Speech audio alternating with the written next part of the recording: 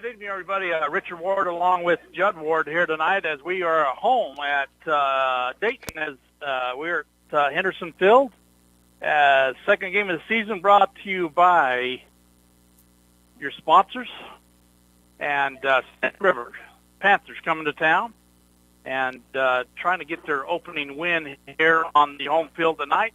The Pirates got the opening win last week against the Cougars, First Cougars at 33-20, and so we've been told that the officials are running late, and we're going to start about quarter after, and all of a sudden we look up and the officials are on the field. So we're going to get ready.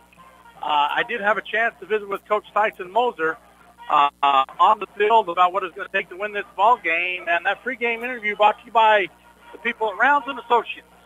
We're going to take a break, and we'll come back and listen to that interview after this timeout. At Rounds & Associates Insurance, we've been in business since 1948. And while many of the faces may have changed, there's one thing that still stays the same: our personalized customer service. Our customers will always come first, whatever your needs. At Rounds & Associates Insurance, we have many different insurance options and can find the right option for you and your needs. Call us today to find out more. 208-852-2500.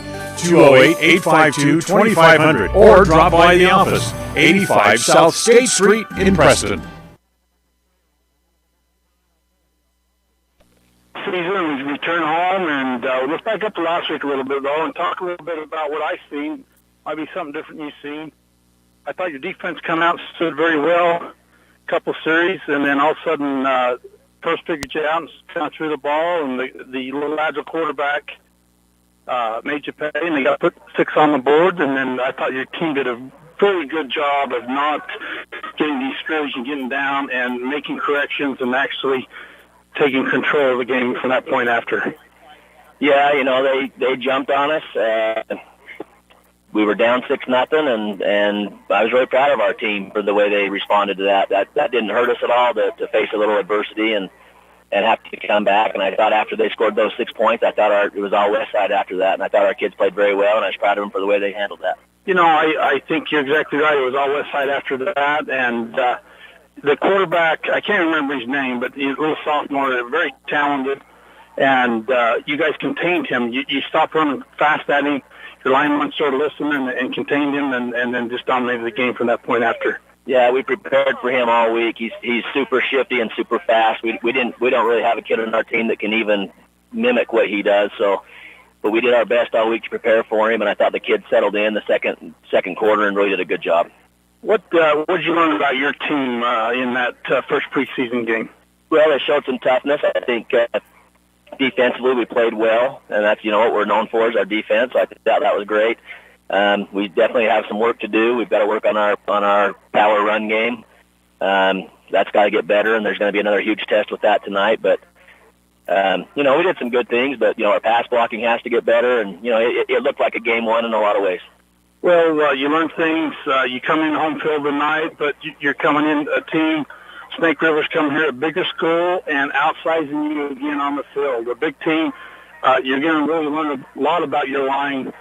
I don't want to say they're inexperienced, but they're still getting experience, and you're going to learn what they got in them. Yeah, it's a big group of kids over there on that Snake River team. So, yeah, our line's going to have their work cut out for them. I thought Firth was big last week, and Firth isn't as big as these guys. So, but that's the way it is. Sometimes smaller guys can win those battles if they'll use their fundamentals and stay low. They can take on those big guys. So, yeah, we're going to learn a little tonight about where our kids are at. Well, I think that's why you schedule a game like this, because you want your kids to learn what hard work is and the success of it. Right? Sorry, yeah, it doesn't play any good to play an easy schedule. We want tough games so we can battle test our kids and get them ready for district. Well, last year you went up to Snake River and you outperformed them in every aspect of the scoreboard last year, and they got that PAT kick on you, won at 7-6 on you, but you won everything else. But really, when it's said and done, that loss didn't hurt you. No, it didn't. I mean, that was a tough loss, and it's tough anytime you lose that close and you look at all the things you could have done to win. But no, we had the ball inside the 20-yard line 3 times that we didn't score. So I felt like we had a chance to win that game, but we didn't win, and that's a great lesson for our kids. And I'd rather lose those lessons in the preseason than learn them, in a district game. So it doesn't hurt to lose a tough game like that once in a while. All right, let's go to Snake River. I know you had a chance to scout them last week. What can you tell us about them? What do we got to watch for? Well, they're big. Quarterback's really good. They're gonna do a lot of quarterback running on us. Our guys have got to play very disciplined and follow their assignments, and if they do that, we'll be okay. But I'm sure that they're going to come in here and try to show us, being a bigger school, how big and physical they are. We're going to have to answer that early, I think. Well, Coach, they're also honoring the 1980 state championship team here on the field tonight. One thing I read here in the program, they honor that because of the defense. And isn't that funny? 40 years now that we're still talking about Pirates defense and how good the Pirates defense can be. Yeah, it is. I mean, that's just what we're known for, Pirate defense. And you go back 40 years and you go to 80 and 83 and up to 2010 and last year's championship, and it's every year in between. It's our defense. Pirate defense is everyone knows we got a great defense, and they know that we're going to be prepared, and hopefully we can show some of that defense tonight. What's the keys for the Pirates to winning this game here tonight? We got to be able to run the ball in between the tackles. We got to pass a lot better than we did a week ago, and defensively we need to take away the big plays. If we can make them earn their way up and down the field, I think we'll be in good shape. Coach, always good to be with you. Appreciate the interview. Appreciate the time, and good luck tonight. Hope you get that second win. Appreciate it. Thanks. All right, that's Coach Moser talking about the keys of the game and what it needs to take. So a good challenge for the Pirates. We're going to take another timeout, and we'll be back to Henderson Field after this. Rounds and Associates Insurance Service is an independent insurance agency with Allstate, Travelers, Auto Owners, Safeco, Progressive, and Nationwide, just to name a few. Stop by the office for your competitive quote today. Rounds and Associates Insurance Service. Call 208-852-2500. Rounds and Associates Insurance, supporting both the Westside Pirates and the Preston Indians on to victory. You've got this. Don't weaken. Rounds and Associates Insurance Service. Call today, 208-852-2500.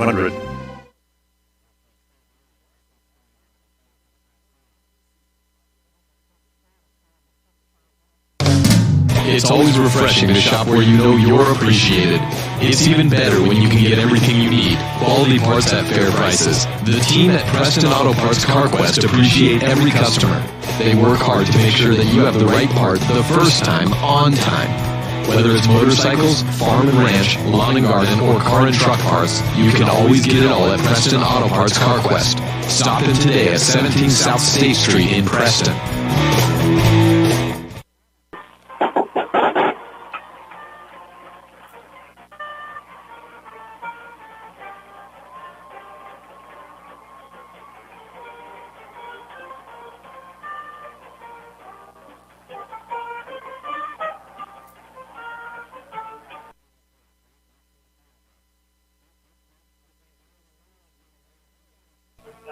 All right, as we come back, they just introduced the Pirates team, and like tradition, they run from the north end zone to the middle of the field.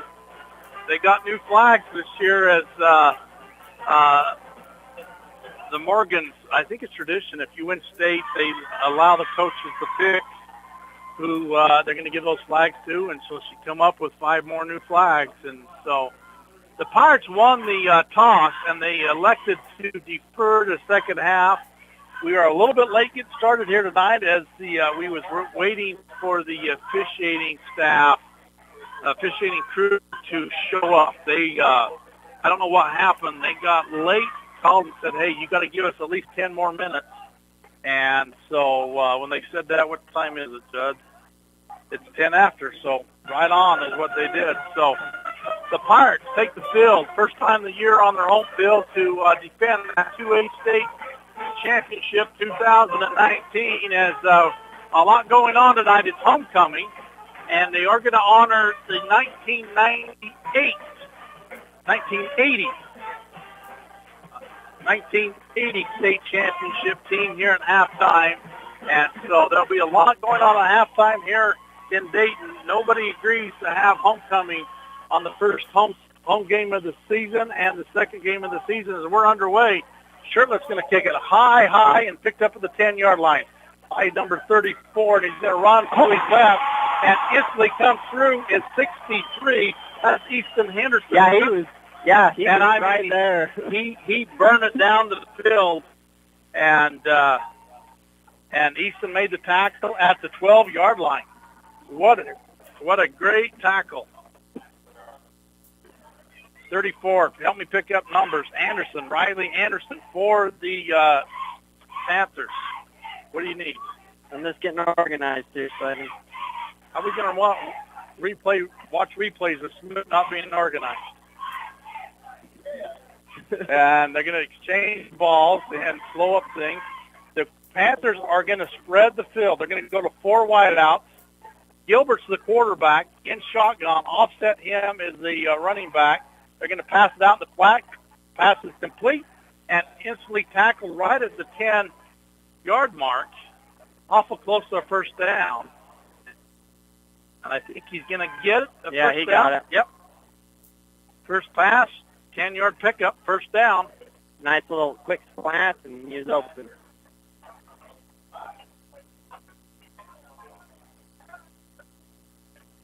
They're going to come out with the same formation. 4 wide out. There's too many papers here tonight. Who's offset him? 20, 23 or 24? And the quarterback's going to keep it. 20. And 23. Quarterback Gilbert's going to keep it. Combs is the running back that offsets Gilbert. Gilbert kept it himself, run to the right side, picked up 2 yards, and tackled there by, I don't know, was it 27? Probably. Stokes. Jacob. Probably was. He's right on the line. Yeah. Gilbert again. So 3 out, wide. Nope, 2 wide outs to the top side. Single to the bottom. Combs underneath, and Gilbert's going to keep it. And first man didn't bring him down. Stegemeyer. Is that Stegemeyer that hit him? And then somebody had to help. He picked up about 4, and we're going to have 3rd and 3 coming.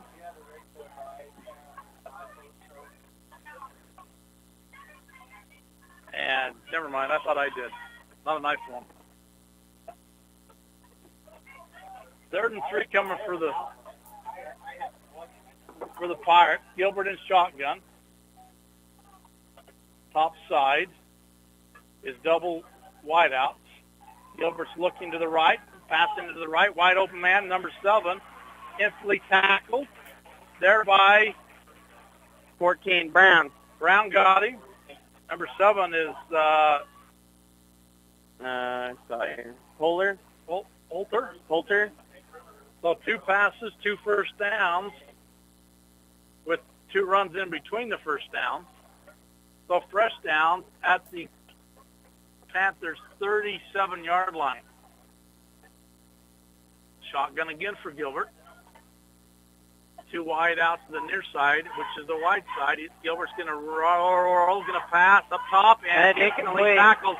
Brown did a great job of hitting the guy as it was at his hands, and number 10's not on the roster, so we don't know who he is. But Brown did a great job of hitting him as the pass was maybe a little bit behind him. Well, the quarterback got hit right when he got through. Who hit Gilbert? Stegemeyer. Stegemeyer got him as he rolled to his right. And, no, the quarterback, Bruce. As Gilbert was rolling to his right, and somebody come up, we think it was Stegemeyer. And Gilbert straight back looking in the up top and instantly completed and passed on a 5-yard pickup. Great tackle, though. I mean, hit him, and he didn't even go anywhere. No yards after the catch. As we got 3rd and 5, and they're right back to the line. No huddle. Gilbert again. Gilbert's going to keep. Nope. Hand the first off man 23. And that's Coombs. And it's awful close. 4th and 1 coming. And they're going to be on the 46-yard line. Got to get it to the 47, I believe. Do you risk it or do you kick it here? You know, I bet they're going to go for it.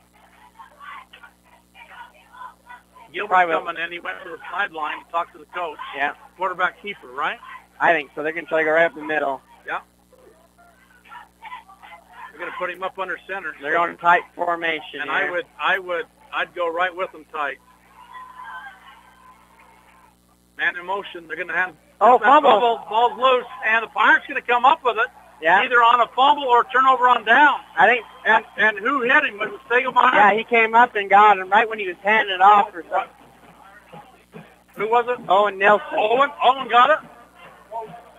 Nelson got it. He hit the hole and caused the fumble, and even if he didn't fumble, we were in the backfield and we're throwing a loss, and so it's going to be a turnover on downs on the first series. They got 2 first downs, and then the Pirates defense stiffened, and it's 1st and 10 from the 46-yard line of the Panthers. So this is a big series. You're right. Got good field position. See if you can move the ball. Isn't it Nelson in the backfield? It is. And we're going to run a end around by Reeder. Reeder's got 5, got 6, got 10. Up the sideline, and he's going to step out of bounds about the 31-yard line. First down. First down run, first down pickup. No score at 8:35 to go here in the first. Pirates' first series, offensive series of the night, and a first play turns in first down. 15-yard pickup. Maybe that's why John can't hear me. I need to get that just a touch closer. And Brown's looking to the sideline. I think they're audible. Split formation behind him. Reeder's in motion. Straight off, handoff to Owen Nelson. Nelson's left side. Left side pickup about 5. And we're going to have a 2nd and 5 coming. At nose up on the 25-yard line of the Panthers.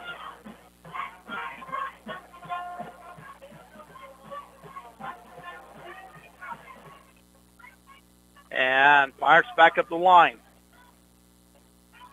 Brown's going to stay in. Now he's going to go up under. But he's going to stay in shotgun. And hand off to Brokens. Brokens go right side. Brokens going to pick up 4. And we're going to have 3rd and short coming. We got to get to the 20-yard line. And they're about the 21.5. So 3rd and 2 coming for the Pirates outside the Panthers' 22-yard line. Pirates do a lot of shifting. We think Brown's going to stay in shotgun. As soon as we think that, then he goes under center. And they move people around. Stegelmeyer to the top side. Brown under center. Reeder in motion. Here's a straight-off handoff to Brokens, and Brokens got the first down and about 4 extra. No, let's give him 5 extra. And a lot of moving, and I thought they thought he was going to go to Reeder. They did, because I don't know if he followed the guy. He followed him all the way across the field. And they went to Brokens off the right side. Brokens and Nelson in the backfield. We got Reeder in the wing slot. And Brown's going to hand off to Brokens. Brokens going out wide. Brokens trying to make a block happen. First man miss. Keeps his feet alive. Dives down at about the 6-yard line. And it's going to be enough for a first down. So the first series so far, the Pirates have been executing very well at 6:40 to go in the first period.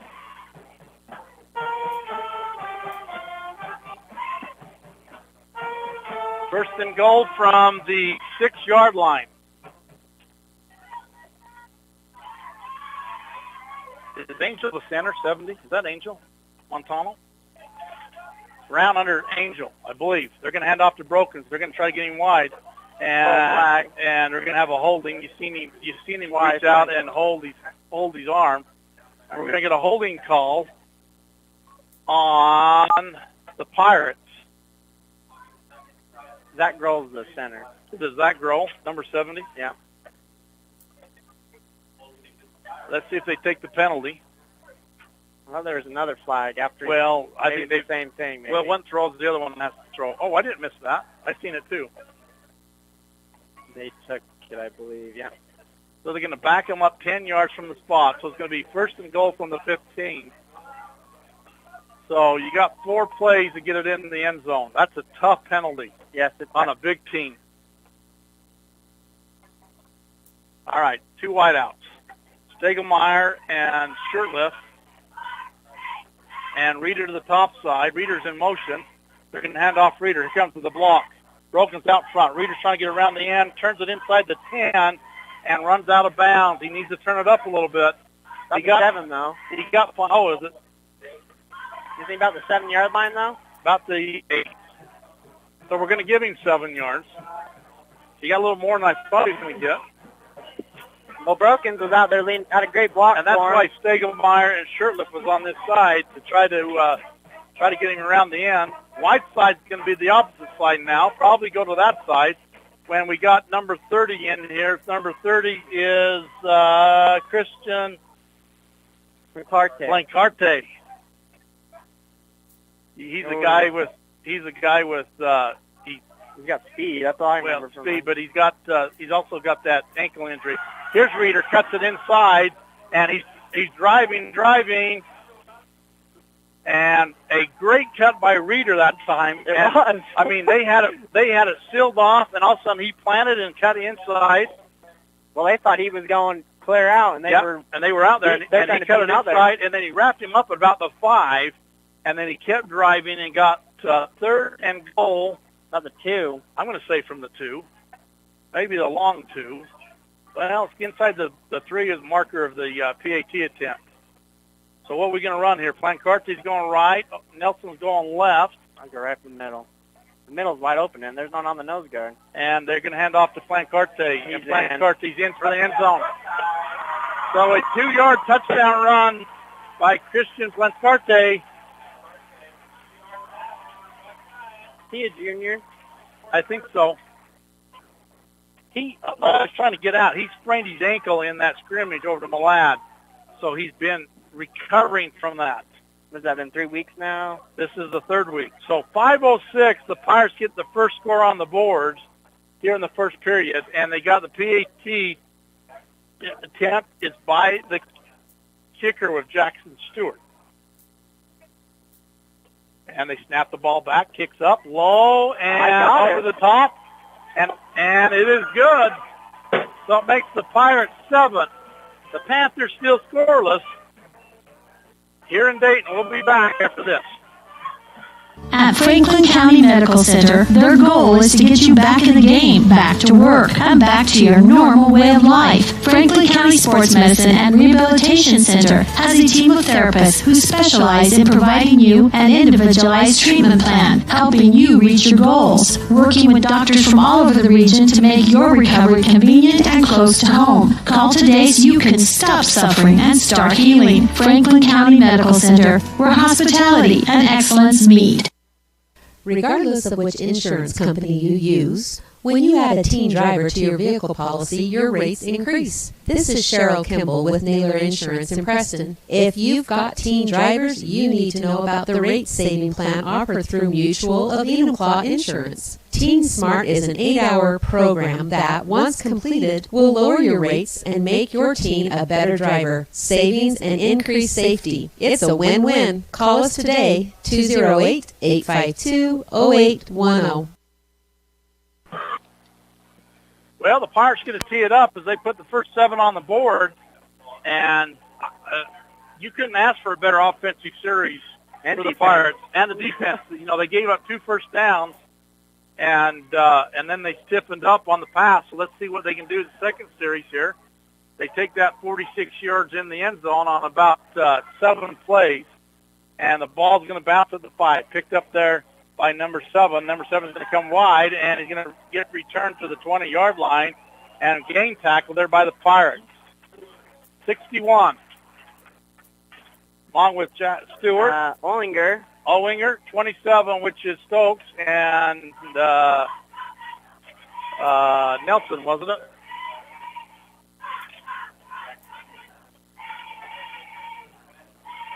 So they're start this series at the 4:58 mark.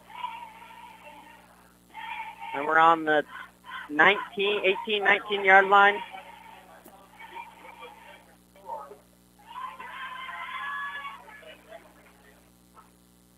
And shotgun for Gilbert. It's going to roll. Here's the screen wide open. There's holding right there. And they didn't see it, and they're going to get a guy going up to the sidelines, crosses the 35, 40, 45, and out of bounds. And you saw the hold. Smith said there was a hold. And Nelson went around the guy, and as soon as you went around the guy, you gave him 10 yards. So another pass, and that was just to break up the pressure the Pirates are coming. So 1st and 10 at the 44-yard line. So that is a 24-yard pickup on the first down play. Gilbert in shotgun. Really 4 wideouts, but a tight 4 wideouts. Gilbert's going to look out here in the flat. And, perfect hit again by Stegelmeyer. Passes intended to number 10 again, and that's who Brown hit at the same time and went incomplete, and the same deal. As soon as that ball was there, they hit him, and it goes right through his arms and hits the ground. Did somebody try to pick that ball up and run? Yeah. Because I heard the official. No one blew the whistle, and so he was going to get the ball, and then I think they finally blew it and called incomplete. So now we're going to spread it again, one to the top, to the bottom side. Offset, Gilbert's going to keep it. Guess where they meet. Who do they meet? Number 60. Milburn. And we're going to have 3rd and 10 coming. I mean, he met him right when he was getting ready to run. Turned right there. Who'd you say that was? Milburn. 3rd and 10 coming for the Panthers. Gilbert goes to the sidelines and brings the play in. Give me another pass here. And are they going to roll him to the right? Yeah, I think they're coming to this. They're going to try to go to number 7. And he's right here on the outside. And they are going to look number 7. They're going to throw up top. And you agree with that? Flag. I don't know what they're pass interference. I think he's going to. I think they threw it to number because they're saying they held number 7. Holding. They are. Yeah, they're going to say defensive holding.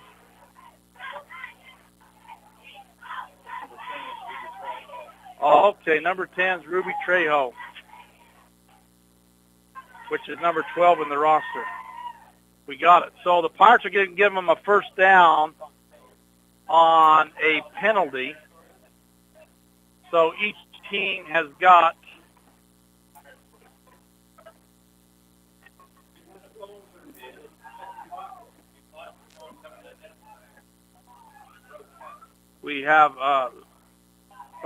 Gilbert going to keep quarterback keeper, run off to the right side.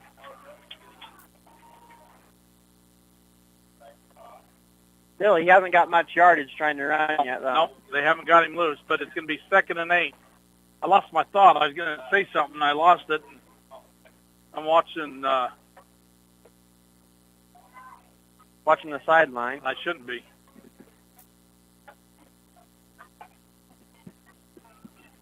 So 2nd and 8, 3 wideouts to the top side.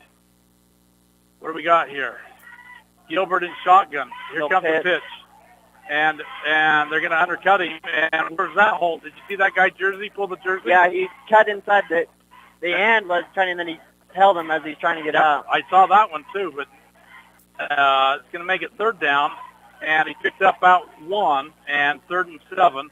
I guess we could call holding every play. You could. Somewhat. But when you see a jersey get stretched out. Or like Plancarte, you could see he was getting help because he's pedaling backwards and couldn't go anywhere. Yeah. So 3rd and 7 for the Panthers at the 42-yard line of the Pirates. Shotgun again. And they're going to roll to the right. Pass and be complete. Right at the first down marker to number 7. I think he's the guy they want to go to. Well, you kept saying they want to go to 7. Holter. And they instantly tackled him on the completion, but it was enough for the first down. So Pirates defense, you can't ask for anything better. No. But this is a good test for the Pirates because, there's going to be teams that are going to try to throw on them. And so, most schools we play usually run. Since they're bigger school, they can have that talent to throw a little more.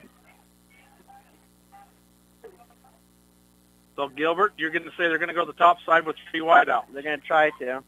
And Gilbert's going to look to the right, instantly passes the 40, and he runs backwards, and they're going to tackle him. So you can't give him the forward progress because he gave it up, and they do back it up, and they only give him a 2-yard pickup. Now the pass completion for the Panthers. 5 for 8 for Gilbert. No huddle. Back to the line of scrimmage. Minute 38. 7-0. Pirates are up. Here guys across the middle, and caught passes 7. Number 7 again, and Owen all but had a takeaway, and they instantly tackled again. No huddle again. They're coming up the line. 3 wide outs to the top. 7's their go-to guy in the wide receiver, and they're going to hand off straight ahead. And look at that, Matt by 6. That's Brokens. Brokens throwing for a loss, and is going to make it 4th and a short 5 minutes at the 29-yard line.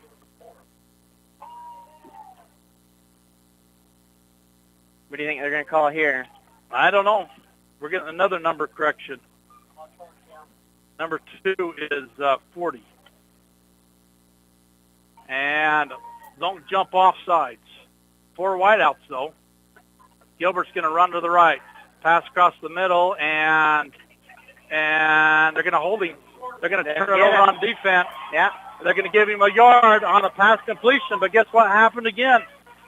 The Pirates are going to get a turnover on downs, though. You got someone down.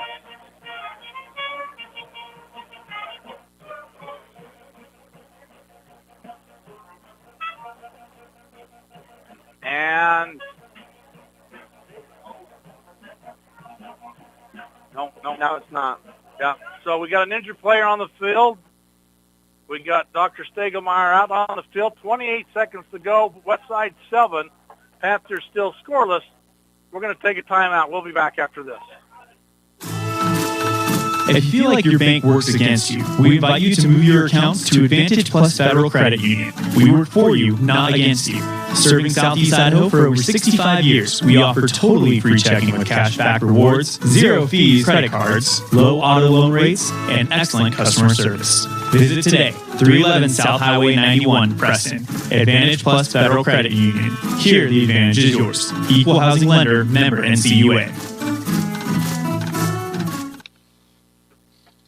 Well, the players, Owen Nelson gets up and walks off the field. They are holding his arm, though. You kind of keep an eye and see what they're doing. Both Dr. Stegelmeyer, Dr. Patton's not here, right? Yeah, maybe. He's wearing the hat. Oh, yeah, he is there. I think he's holding his wrist. So they're probably looking for some tape. Tape it up. And Pirates are going to have a 1st and 10, though. So you're going to have Christian Flancarte, who's in the backfield. Brown's going to go under center. Brokens, but I could be Flancarte's backing it up. They're going to hand off to Flancarte. He's trying to go to the left side, and he twists ahead and maybe gets back to the line of scrimmage or just a touch of a pickup. They're putting him in a sling. They are putting him in a sling.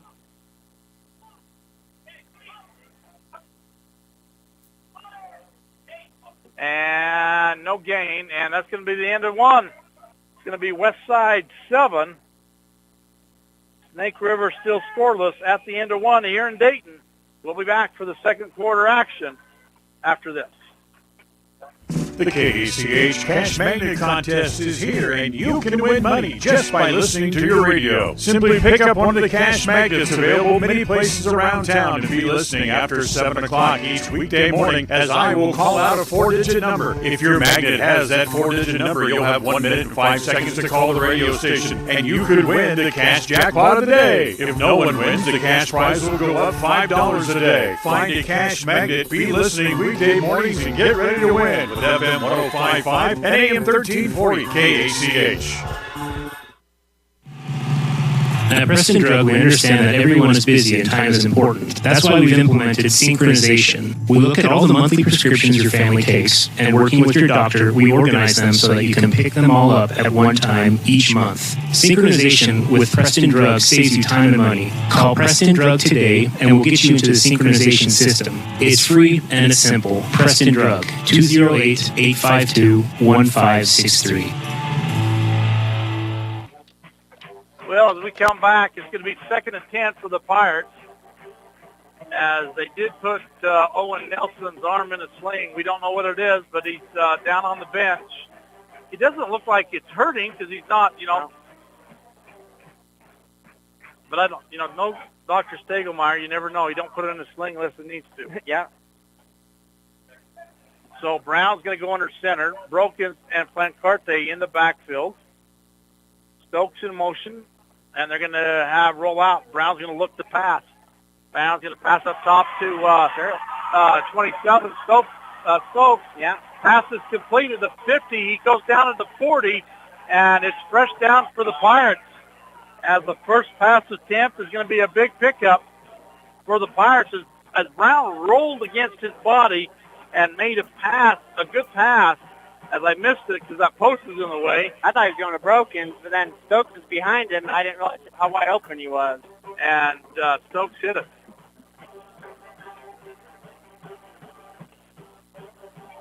And they're showing Plancarte where to go. Back up to the line. Brown under center. In motion is going to be 24, but Brown back to pass. Going to throw up top to Plancarte over top. Wide open, and we're going to have a touchdown. As they got Plancarte on a 44-yard touchdown pass. And a great fake out. Great pass. TD pass. You don't see that too often from the Pirates. You don't. A 44-yard touchdown pass. 2 passes back-to-back, too, though. Plancarte's got both scores for the Pirates. What's that? Whatever you say, Smoot.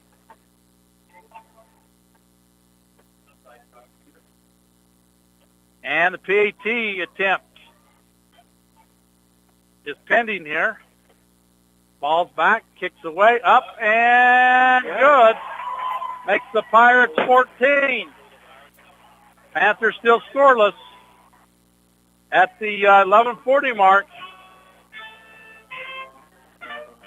And we'll be back after this. When it comes to all things electrical, Sean Carter and the guys at S&T Electrical should always be your go-to crew. With experience in everything from new construction to repairs, service, and new installations, S&T Electrical is professional and friendly in all they do. Your electrical work will be done right. Call S&T Electric today at 208-852-5878. This is Sean Carter with S&T Electric in Preston, Idaho. It's what we do. The year is 1945. America is at war with Japan. The average home costs $5,000. And a day's worth of hard labor will earn you $9. 1945 is the year West Motor Company said, hey, let's sell cars in Cache Valley and give people a better car buying experience. Today, 75 years later, West Motor is still giving you a better experience. Right now, enjoy 0% financing or save more than ever on a new truck or SUV. See westmotorcompany.com for pictures, details, and discounts on every vehicle. westmotorcompany.com.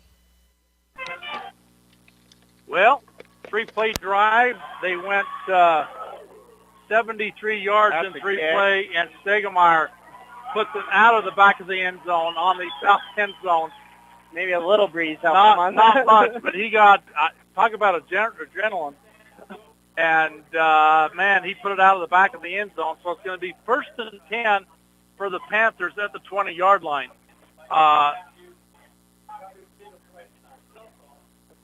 And the doctor's over here working on Owen Nelson.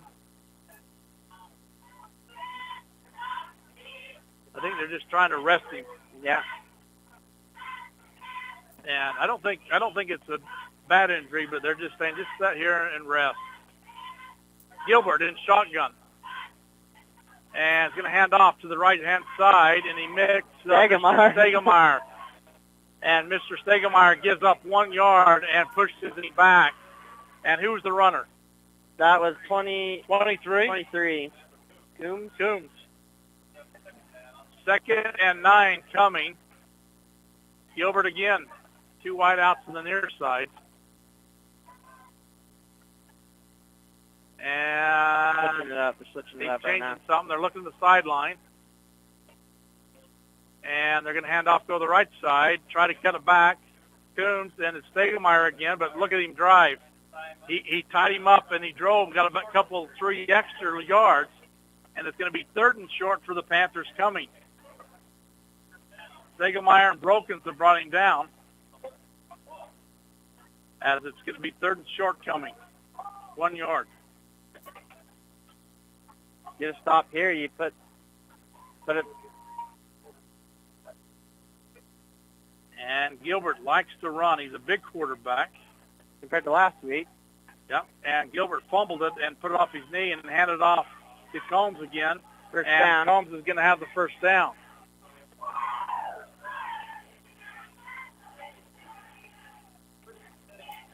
Whoops. Put the first down on the wrong side. So fresh downs for the Panthers at their own 33-yard line. Clock running at 10-minute mark. Pirates up 14-0 on the Panthers. 3 wide outs. Looking to the side. They're changing the play up. And Gilbert, here comes a slant inside, and that goes incomplete. Wasn't a good pass. Wasn't a good pass. They run the slant in, and they used it kind of as a pick play. Yeah. As they decoyed number 7, which is the guy they're looking for, and they used him as the decoy, and then they out a bad pass out in front, really.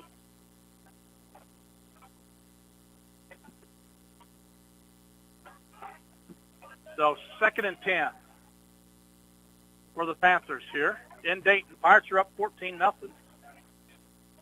Tight formation this time. 2 wide out to the top side.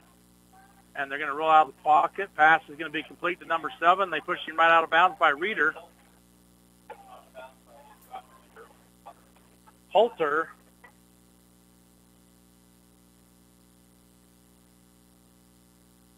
All right, 3rd. Yeah, a long 4, short 5. Pirates have been pretty good on 3rd down. 4 wide out though. This is what Gilbert wants to run. Yep. Gilbert's going to look, quick slant up top side, pass is complete, and Reeder gives up first down. Yeah, and got the first down. So they're 10 for 13 from the passing department. Gilbert again looking at the sideline. He reached off the defense and changed them up. Hold to the top. We've got to keep track again. That's where they're looking. Quick pass out here in the flat to number 10, and who missed him? And he's going to be for a loss. Was it Stegemeyer that missed him, or no? It's Brokens that missed him. It doesn't matter. Whoever missed him got up and come back and made the tackle. Because he got him for a 4-yard loss. The guy ran backwards. Yes. After the missed tackle.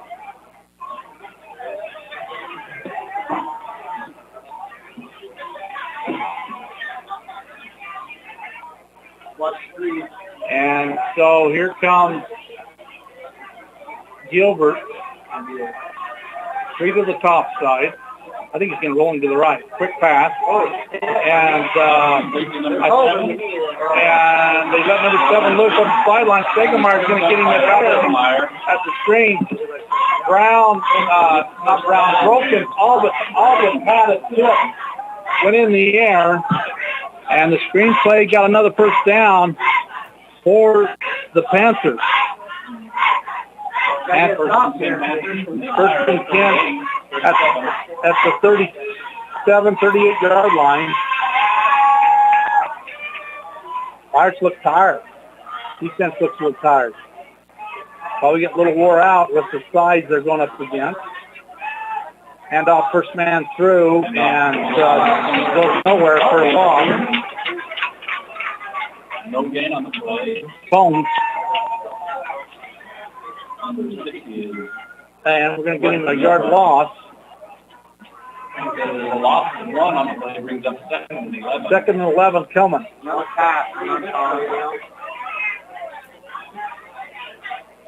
And wide side is the near side to us. So they bring 3 receivers. Send 1 to the top. And Gilbert's looking, going way up over top. And goes incomplete by about 10 yards. Trejo was the intended receiver.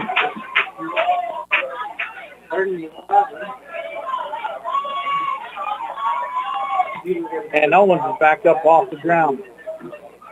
Give him his helmet.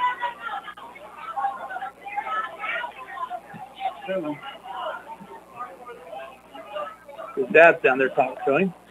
Gilbert, shotgun, pass across the middle, and it's going to be knocked away by Reeder. Was right step by step with him. It's going to be 4th and 11 coming. What would you do? I'd go for it. Hunt it, try to get him deep. He hasn't been successful yet on a 4th down attempt. I think they're going to go for it, though. Yeah, why wouldn't you?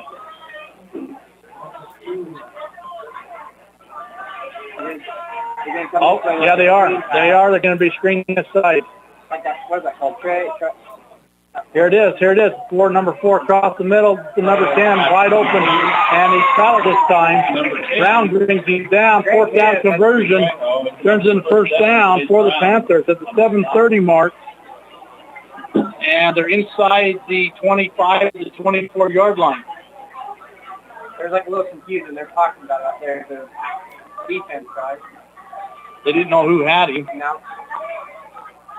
For those that are participating in our halftime, would you please start making your way down to the track? All right, they're going to bring those that are going to be participating at halftime. Please start making your way down. Gilbert. He's going to run to the right. Gilbert's going to pick up 2, maybe 3.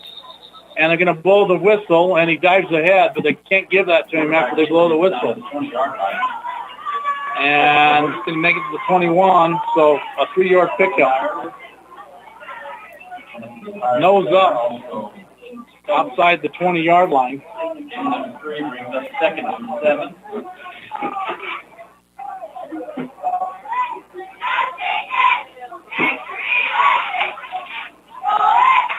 You can see the hands on the hip for the Pirates.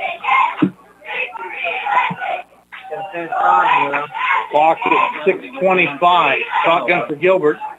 Pass goes to nowhere. And they were just willing to stay with the receiver. And if they had looked up, they could have got a pickoff. Yeah. Goes incomplete to nowhere. Closest receiver was either Reeder or Brown. There's like right in before the really was the Pirates' ball to get. 3rd and 7 coming. Clock stopped at 6:20 here till halftime. Pirates 14. Panthers still scoreless.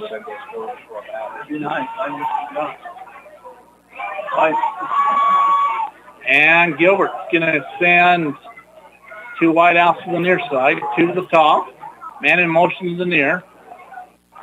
And going to pass up top. And Shirtless didn't even see the ball coming. Yep, it wasn't. Pass was completed and got a good pickup. Not enough for the 1st down, but it's going to be 4th and short. And about 3. Picked up 4. The quarterback doesn't even look this way because he knows where he wants to throw the ball. Yeah. 4th and short 3 coming. So the chess match is on. Clock should be running. It's going out of bounds. Oh, they did throw him out of bounds? And we got a timeout on the field at the 6:14 mark. It's West Side 14. On the field. Panthers still scoreless, but we got 4th and 2 coming at the 15-yard line when we come back after this. One passes suddenly and much too soon or after a long and fruitful earthly journey. The families of Northern Cache Valley have known for years they can rely on sensitive and professional care from Webb Funeral Home. Now in their beautiful full-service facility on the south side of Preston, Webb Mortuary urges you to consider the benefits of pre-planning final arrangements in order that your wishes are carried out and difficult decisions are not left to your surviving family members. Make an appointment soon to talk about pre-planning with your friends at Webb Funeral Home. It's the end of a long day, and your feet are tired, or are you running behind schedule? But you need milk and eggs. You don't want to have to walk clear to the back of the store to get a gallon of milk and a dozen eggs. I suspect we all can relate to both of those stories. The great news is that this problem has been solved by Stokes Market in Preston with a recently installed new cold case right near the front door. If you just need a gallon of milk or some eggs, you can find them right inside the front door. Visit Stokes Market today in Preston.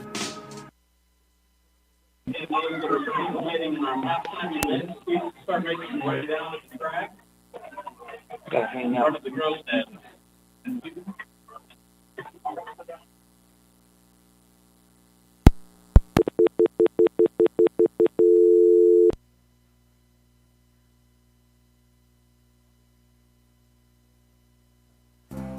This is Ron Smaley from Webb Funeral Home, thanking Preston Indian and Westside Pirate fans for your loyalty over the years. You have helped make Webb Funeral Home Franklin County's most trusted name in funeral services since 1925. Our staff is available 24 hours a day, 7 days a week to provide compassionate service in your time of need. We also offer a full range of services, including many funeral pre-planning options to meet everyone's budget, an excellent monument selection, and the best aftercare services available. Let us answer any questions you may have by calling 208-852-0533. Webb Funeral Home, since 1925. You know us, you trust us, we're here to stay.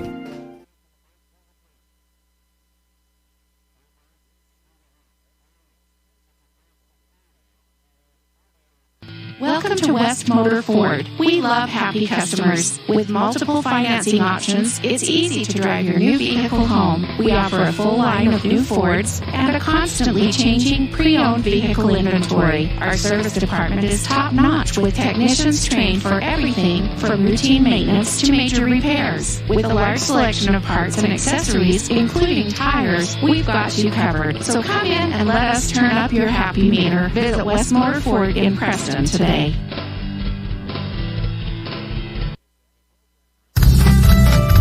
As one of the region's most visited websites, MyLocalRadio.com is here to serve you.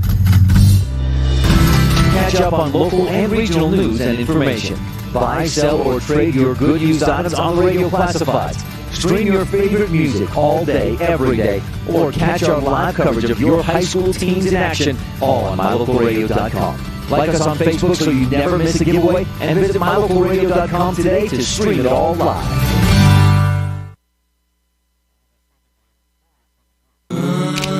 Health West is a nationally recognized community health center that provides patient-centered health care for everyone. From newborn to complicated care, Health West is always accepting new patients in Medicaid, Medicare, insured, and even if you don't have insurance. Available in 8 locations throughout Southeast Idaho. Call 208-852-3200 for an appointment in Preston. Health West, empowering our patients and communities by providing quality, affordable health care. Why do I drink milk? Milk rehydrates my body after I work out. Milk has the protein I need to build muscle. Milk helps me maintain lean body mass. Milk helps my muscles recover and stay strong. Milk has the carbohydrates I need to re-energize. Milk replaces important electrolytes that I lose when I sweat. As an athlete at Boise State, I learned that every sip is a victory. What do you drink? What do you drink? What do you drink? Milk Victory. Brought to you by United Dairymen of Idaho.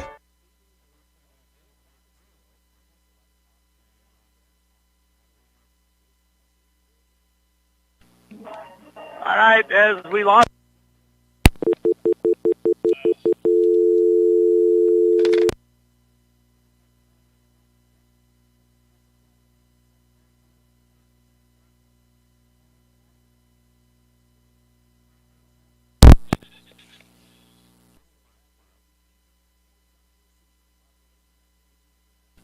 Well, we'll try it again. Maybe the third time's a charm. As what happened is the Panthers got a 4th and 2 at the 15-yard line. Come out and run a play off to the right side, and the Pirates stuffed them and held them on the third turnover of the first half on downs. And the Pirates come out and got 1 first down, and we're 4th and 8 coming at the 4:20 mark. And I think the Pirates are going to back it up in punting formation. Is that broken? Yeah. That is the punter. They're going to punt it from the 28-yard line, and they hit the kicker. Nope, no call, though. And the ball's going to bounce at the 45 and roll dead about the 40-yard line. Broken should have went down, and I think he would have got that call. Yeah.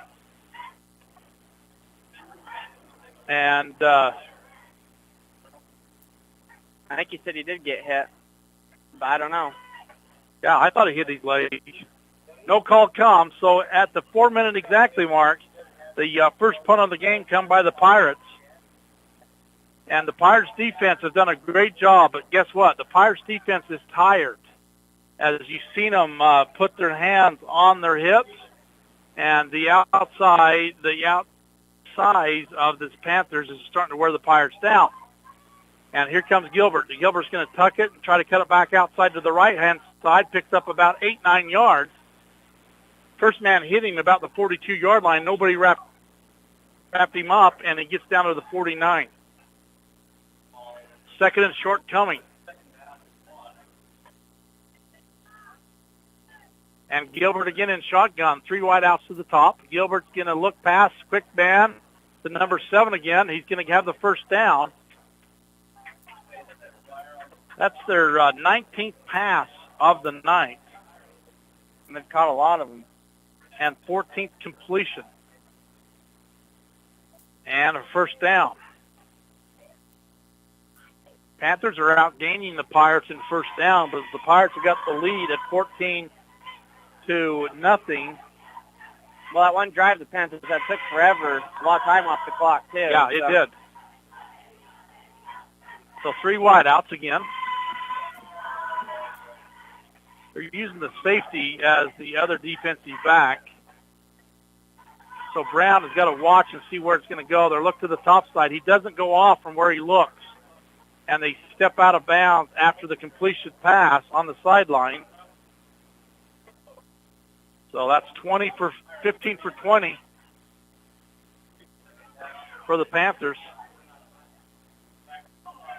at the 40-yard line. 2nd and 4 coming.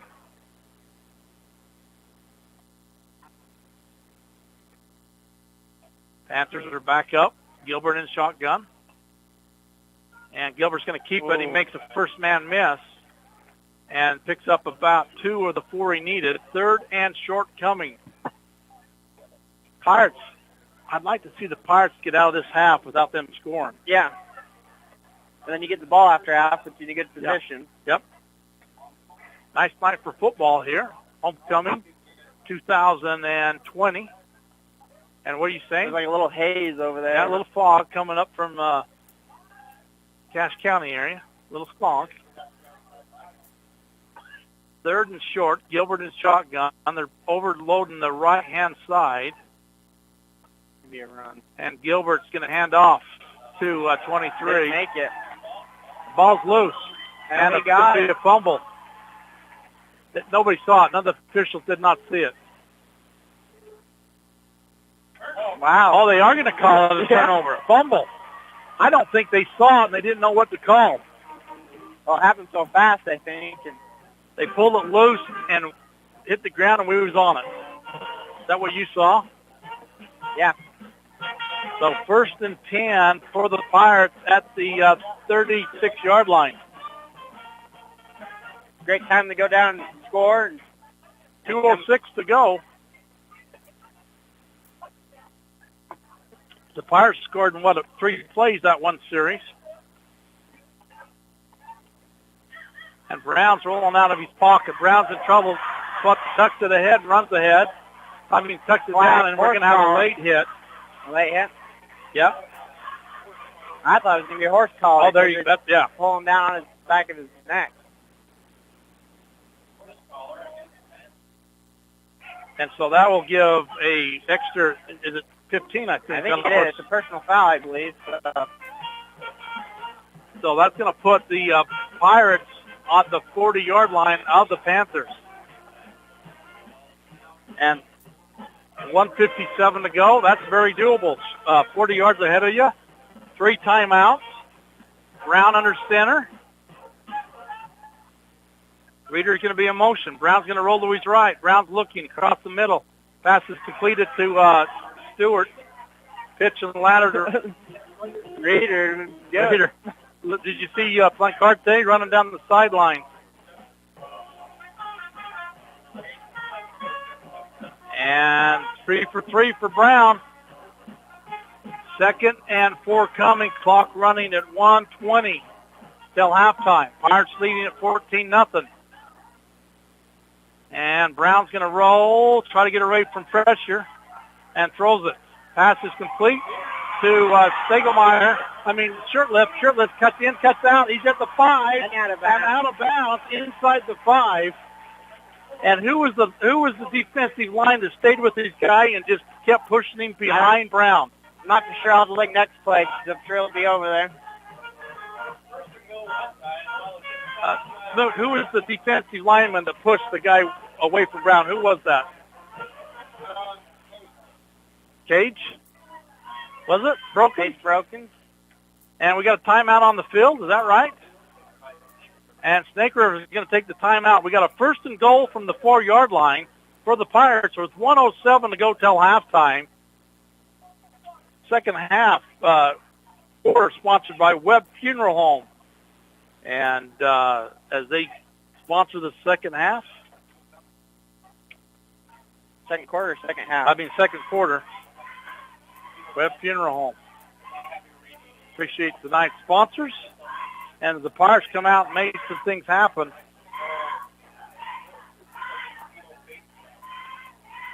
Second quarter action brought to you by Webb Funeral Home in Preston. Their compassionate staff will have the time and needs. Call 852-0533 for Webb Funeral Home. So timeout by Snake River as the Pirates get a fumble recovery and a horse collar. And all of a sudden the Pirates and a pass completion and more life to Stegelmeyer. Not Stegelmeyer. Shirtlift.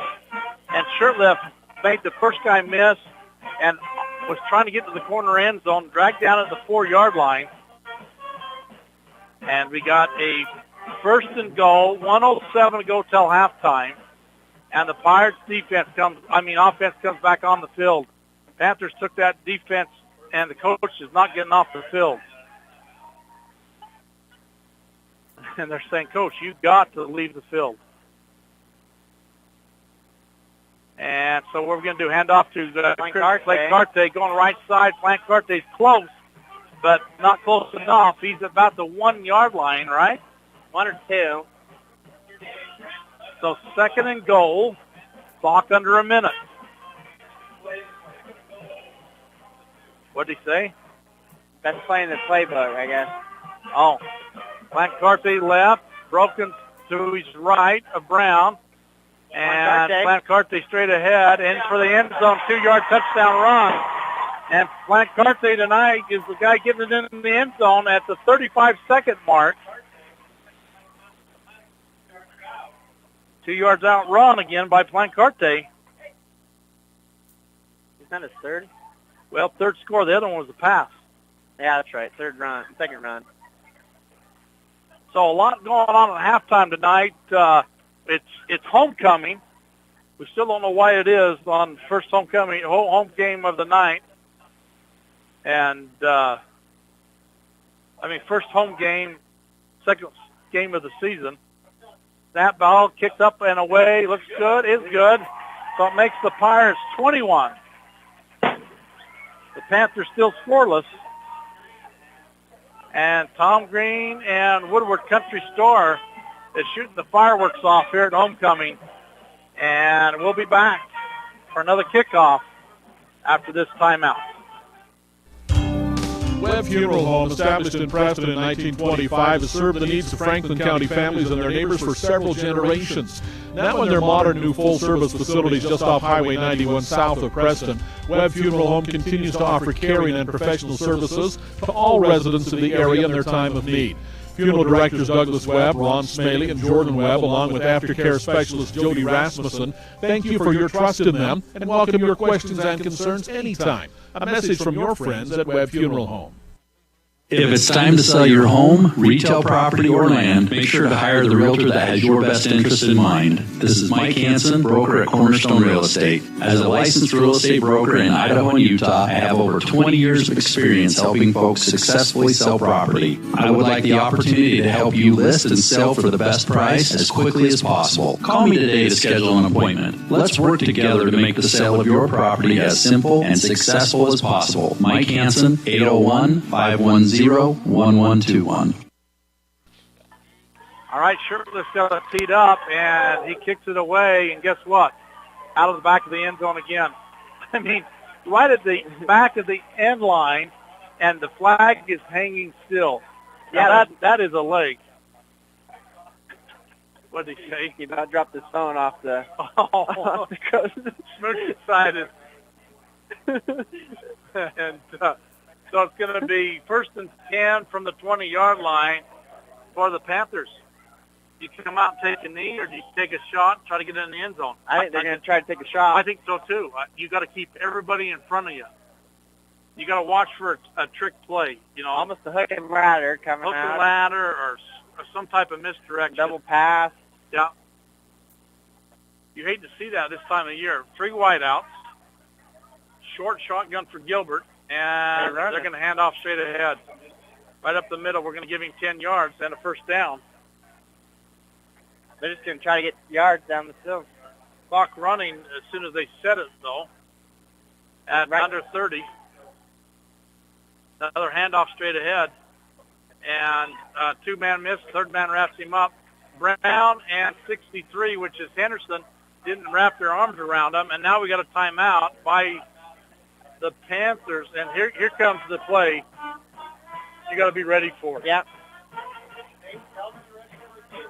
Other sponsors tonight: Stokes Marketplace, True Value, Rouse Construction, Homes and Blue Sage Park area in Preston, Browns and Associates, West Motor Company, Franklin County Medical Center, Preston Auto Parts, and Naylor Insurance is your sponsors tonight of the game. We have a timeout on the field with 16 seconds to go till halftime. Pirates leading at 21-0, and it's 2nd and 1 at the 40-yard line of the Panthers. So I know you're talking to your team about don't get anything deep. Do not give up the big play. And they're calling both teams back on the field, keeping it all in front of you.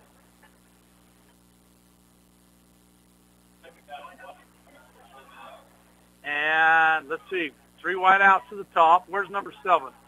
It's clear up on top. They're up on top. Shirtless got him. I'm sure they're going to try to go to him. And he's looking that way. They're chasing the quarterback. They're going to get him in the backfield. And that should be the end of the game, end of the half, as they're going to throw him for a 6-yard loss. 4 guys deep. You knew where they were trying to go. Yeah, they were trying to get late. And so at halftime here in Dayton, it's Westside 21, Snake River Panthers still scoreless. And we've got a big halftime show. We got Homecoming Queens. We have the 1980 Westside Pirates State Championship team coming back. I'm going to honor them on the field. And so we're going to do a lot of things to try to pick up a lot of action. But we're going to take a timeout, and we'll be back after this. Behind every project is a True Value. At Stokes Market and True Value in Preston, whether you need hardware, dog food, tools, batteries, plumbing supplies, paint, or cleaning products, you'll find them all. Plus a whole lot more at Stokes Market and True Value. With a large inventory, you'll find all the big name brands you trust and low prices every time you visit. So whether you're just starting or you're in the middle of a project, stop in today and visit our friendly, knowledgeable staff. Stokes Market and True Value, 217 South State Street, Preston. At Franklin County Medical Center, their goal is to get you back in the game, back to work, and back to your normal way of life. Franklin County Sports Medicine and Rehabilitation Center has a team of therapists who specialize in providing you an individualized treatment plan, helping you reach your goals, working with doctors from all over the region to make your recovery convenient and close to home. Call today so you can stop suffering and start healing. Franklin County Medical Center, where hospitality and excellence meet. We're going to join announcer Clark Winward and pick up the royalty of the Pirates. Sydney Thane. She's being escorted by her dad, Shane Thane. Let's see if I get my binoculars up Homecoming here. first attendant, Gracie Checkett. She is being escorted by her grandfather, Kim Slater. The third attendant is and our 2020 Weeks. I can't remember her first name. homecoming queen, Summer Anger.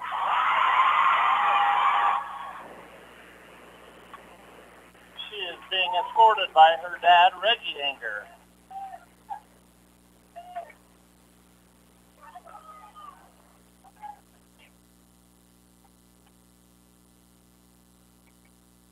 Ladies and gentlemen, your 2020 homecoming royalty. Let's hear it for them.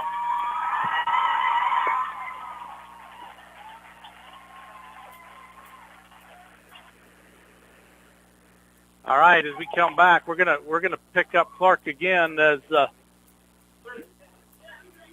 Randy Weeks. Second attendant, Sydney Thane. First attendant, Gracie Checkett. And our 2020 homecoming queen, Summer Anger. So Randy Weeks was escorted by her dad, and we missed her, coming in. But we're going to take a timeout, and when we come back, I think we're going to introduce the 1980 state championship basketball team. Football. You ready to do that now? No, we're not going to take a break. We're going to pick up Clark again on the PA, and they're going to play the song that started the 1980. Tonight, Westside High School honors the 1980 Pirates.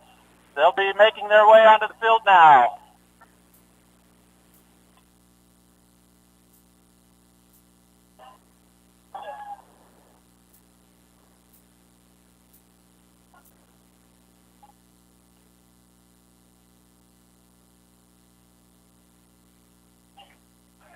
How many of these guys, I wonder if I remember. Somebody's got their jersey on. Yeah, See Clark that? Cox down there. You see Clark down there? Yeah, he's right there. Guy with This is the 1980 state football champions from Westside High School. I see a Robert. They dominated all three playoff opponents on the way to the program's first state football championship and set a standard for future teams. Westside's November wins of 42-0. 39-0 and 14-0 capped a season when the Pirates shut out 9 of 11 opponents and scored nearly 1 point per minute of football. Coached by Craig Gladwell, the Pirates were a team that brought together the communities of Franklin County and made a favorable impression statewide. They were disciplined, explosive, consistent, and simply overwhelming against most opponents. And when faced with a challenge from a Homedale team that would win the next 2 state titles, the Pirates responded very well. As Coach Gladwell said that day, I thought we were in a close game. We had the kind of kids who had come up with big plays, and we did, on defense. The 1980 Pirates could be described in many complimentary ways. Maybe the best word 40 years later is unforgettable. We welcome them back to the school where they accomplished so much during a season that will long be remembered as a major part of the foundation of a tremendous high school football program.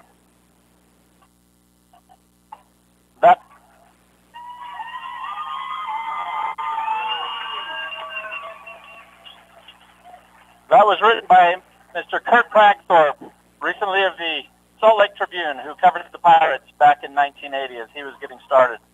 We would now like to honor each of these coaches and players. As while you announce your name, please just raise your hand or step forward so they can see you and they see who you are. Coach Craig Gladwell. He was the Coach of the Year in 1980. He was the offensive coordinator as well as the head coach. We scored 480 points that year. Coach Gladwell had an overall record of 26-3 during his time at Westside, which is a winning percentage of nearly 90%. In his 3 years at Westside, the Pirates made it to the semifinals all 3 years and won the championship in 1980.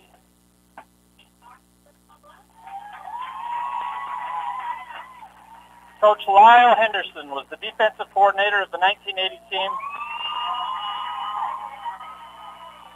which only gave up 21 points all season long, less than 2 points per game with 9 shutouts in 11 games, as it was mentioned before. No one scoring on the Pirates in the 3 playoff games, as we defeated and shut out district champions from the 6th district, the 4th district, and the 3rd district on the way to the state championship. The Westside defense only allowed 392 yards of total offense during the 3 playoff games, holding Butte County to 104 total yards of offense, Kimberly to 123, and Homedale to 165 in the championship game.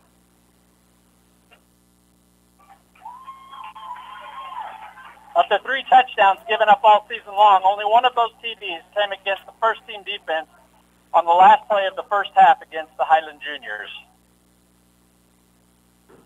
Coach Fuller, may he rest in peace, is being represented here tonight by his son, Don. Coach Fuller coached both the offensive and defensive lines that provided the anchors for both the prolific offense and the impenetrable and suffocating defense. Just to repeat the numbers, Westside outscored their opponents 480-21 that year in 11 games. That is an average of nearly 44 to 1.9.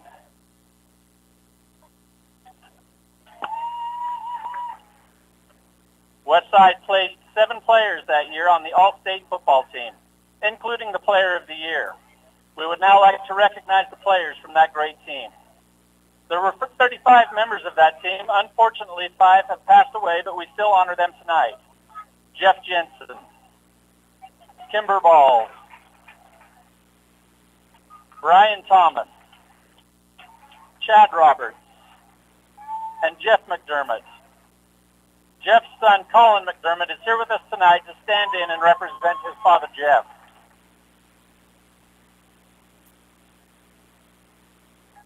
There were some members of that team that were not able to join us tonight, but that we would still like to recognize. Seniors from that team, John Briscoe and Phil Lewis. Juniors from that team, Quinn Coburn, David Kohler, Mike Murdoch, and Gary Weeks. And sophomores from that team that are not here tonight include Marlon Bartholomew, Patrick Briscoe, Mike Harris, Ted Weeks, and Marlon Winger. Now we are very pleased to reintroduce you to the players from that 1980 championship team that are here with us tonight. Ray Butters, Darren Coates, Clark Cox, Wayne Henderson, McKay Moore, Alan Morgan, Troy Reed, number 30, David Todd, Kurt Roberts, Steve Cox, Brett Graves, Kevin Hodges, Troy Moser, Paul Smart, Buck Todd, Benny Turnbow, Terry Baird, Steve Butters, and Blair Waldron. You see in front of you some of the best that Westside has ever produced. These are men successful in the health field, business, trade, finance, education, and agriculture. Men that are leaders in community, civics, and religion. Please stand with me and give a hearty welcome home to the 1980 Westside Football State Champions. Well, that's quite an honor, as that 1980 has started the championship run for the Pirates, and it's 6 and counting. And so we're going to take a break. We're going to come back and look at the first half stats as they're on the field. They want to get the picture, but we're going to take a break. We got 4.5 minutes on the clock, and we're going to be back and look at the first half stats here, brought to you by Ralph's Construction after this timeout. Tired of shoveling snow or depending on a neighbor, friend, or family member to handle yard work for you? If you're ready to downsize and enjoy life in a beautiful new community, let me suggest you consider Blue Sage Park as your new home. These beautiful new 2-bedroom homes include large marble showers, vaulted ceilings, gas fireplaces, a park and green space for family fun, and large closets with custom organizers. Larry and Cody Ralphs are building this community for the over 55 age group with no steps, no maintenance, and a beautiful home that you own. Choose from 3 plans, or they will even custom build your home with your plan.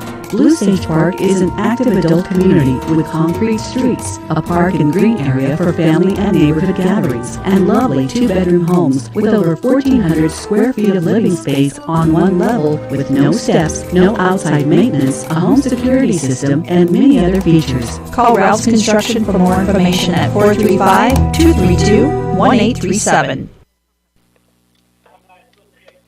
Well, as we come back, appreciate the time Clark Winward put in to doing that, and a good performance.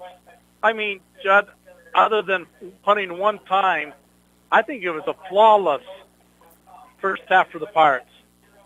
I think the first 2 series really set the tone of the game. They got a few first downs, a couple of them, but we came out and stopped them and came down and really we moved the ball forward except that one penalty right on the 4 or 5 yard line and brought us back, but we brought it from the 15 in and scored a touchdown. Yeah. The only penalty of the night, I think, on the Pirates was that holding. Was that holding? Oh, and there was a holding here too. Maybe 2 holding, but still, Yeah. So the Pirates, I have them matched up all of a sudden with the Panthers at 11 first downs apiece. 1 punt we talked about, but here's the difference on the game. 4 turnovers for the Panthers, but 3 of them were on 4th down attempts. And every 4th down but 1, the Pirates held them on. They went on it 4 times, but 3 out of 4 times the Pirates held them. But they ended up holding them later on in that same drive when they went forward at the 15-yard line. And then the fumble that turned into a touchdown late in the half.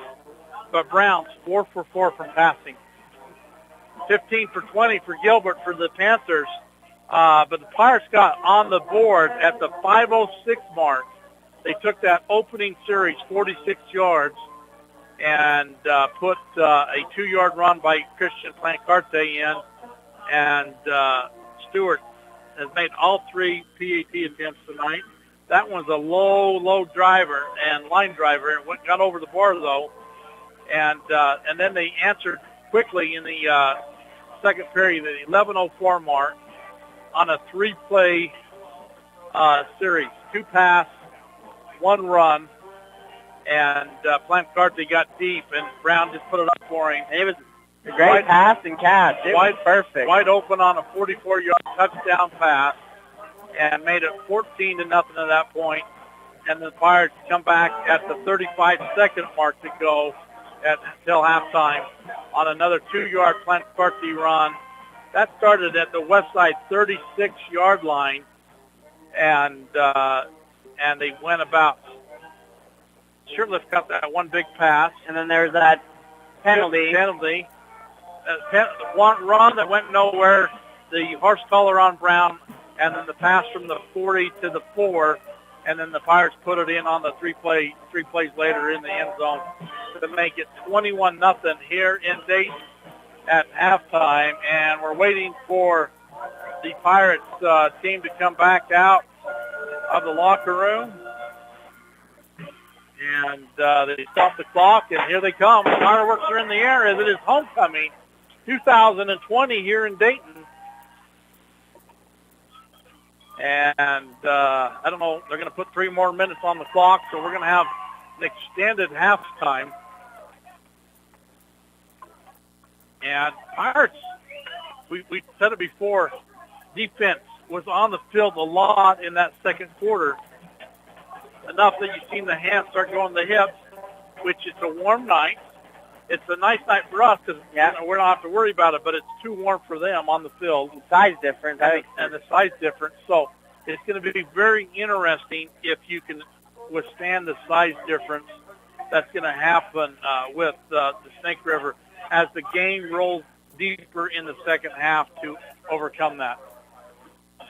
So we got 2 minutes on the clock. We're going to take a timeout. We're going to get caught up on spots here in KAC Radio Westside Pirate football between the Panthers and the Pirates as the Pirates lead it here at 21-0 at halftime. And we'll be back for the kickoff after this timeout.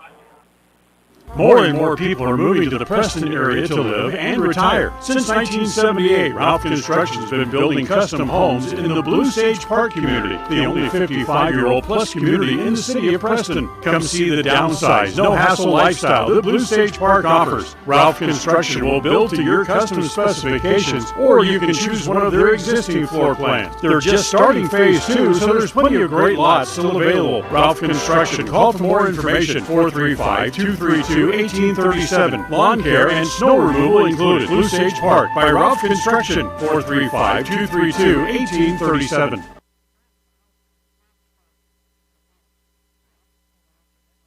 When you see that big green dinosaur, whether at your favorite gas station or convenience store on the side of a delivery truck, you know quality Sinclair products are available there from Hall Oil Company. Hall Oil is a family-owned and operated business that's been serving folks in Cache Valley since 1947. They're your local fuel and oil broker with a low-price guarantee. Another guarantee that's been really important this winter is that when you fill your fuel tanks with premium winter diesel fuel from Hall Oil, it's guaranteed not to gel even when the temperature drops below zero. It's the no-gel guarantee from Hall Oil Company.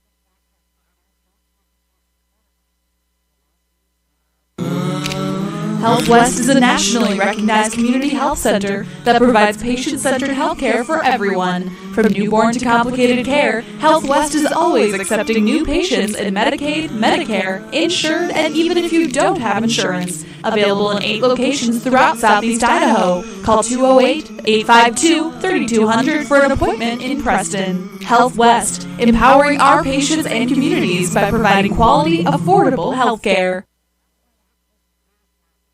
If it's time to sell your home, retail property, or land, make sure to hire the realtor that has your best interest in mind. This is Mike Hansen, broker at Cornerstone Real Estate. As a licensed real estate broker in Idaho and Utah, I have over 20 years of experience helping folks successfully sell property. I would like the opportunity to help you list and sell for the best price as quickly as possible. Call me today to schedule an appointment. Let's work together to make the sale of your property as simple and successful as possible. Mike Hansen, 801-510-1121.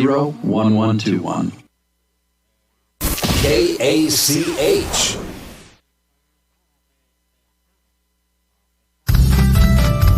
As one of the region's most visited websites, MyLocalRadio.com is here to serve you. Catch up on local and regional news and information by MyLocalRadio.com. Well, Pirates deferred and going to receive it opening kickoff the second half, and Snake River kicks it away. It looks like it's going to go in the end zone and a touchback, and we're going to have offsides by the Panthers, and I'd make them re-kick.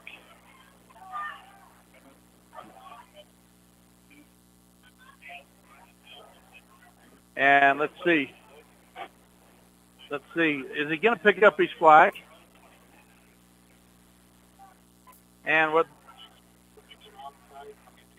got to be an offsides, but they it's like nothing's happening. yeah.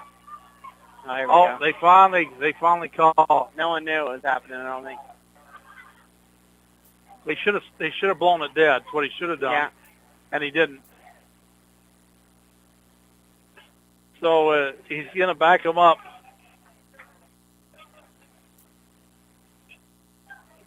And back him up 5 yards.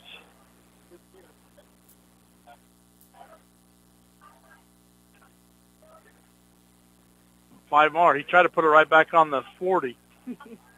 Yeah, we caught you.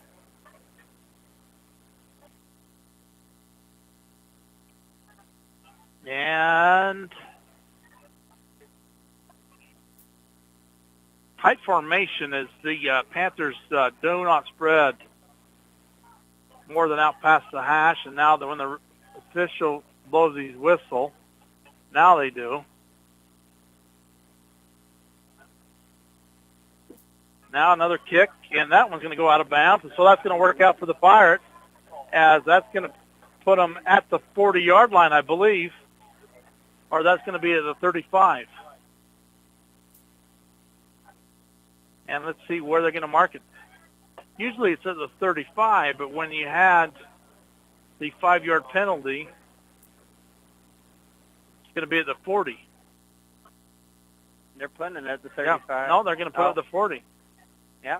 Yeah, because of the penalty. Yeah. So that was a good 5-yard penalty. Instead of being a touchback on the off, at the 20, you gain 20 yards. You gain 20 yards. So first series is going to start for the Pirates at the 40-yard line of the second half. And Brown's going to go under center. Segelmeyer's going to go in motion. And here comes Brown's going to be 8 in the backfield. Somebody missed the block. Yeah, it was too quick. He didn't have any time to think what to do. And Brown's going to be thrown for a 5-yard loss. 2nd and 15 coming. Untouched coming in from the end is the Panthers' defensive end. So that was just somebody missed an assignment. I also wonder if he didn't have, meant to go out to be a pitch, and it just came up too quick, and Brown didn't have enough time to pitch it all, so I don't know. And Brown again under center. Now this time to Reeder. Reeder's getting around the end. Got 5. Oh, flag flying. Holding.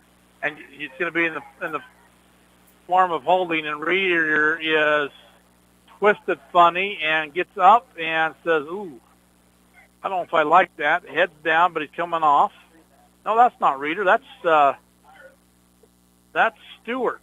Yeah, he was blocking, I think. Stewart was making the block. I think one got called holding.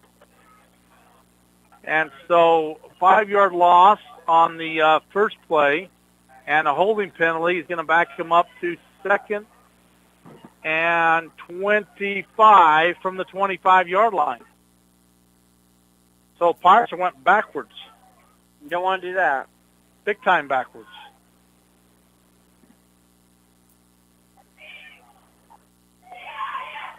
Confusion going on. Yeah, they don't know where they're going. Almost need a timeout. Brown's in shotgun. They're going to hand off to Brokens. Brokens straight ahead. Brokens going to pick up about 8 or 9. And then we have an official call out. Flag. There's a flag on the play. I don't know what it is. I heard maybe face mask, but I didn't see it. I got this post again. I'm looking right at it. They're going to call holding. Yep, it's something that for us, I don't know. Face mask on, a 5-yard face mask. And I think that will get it back manageable. Oh, no, it's still 3rd down, though. 3rd and 12, 13. 3rd and, yeah.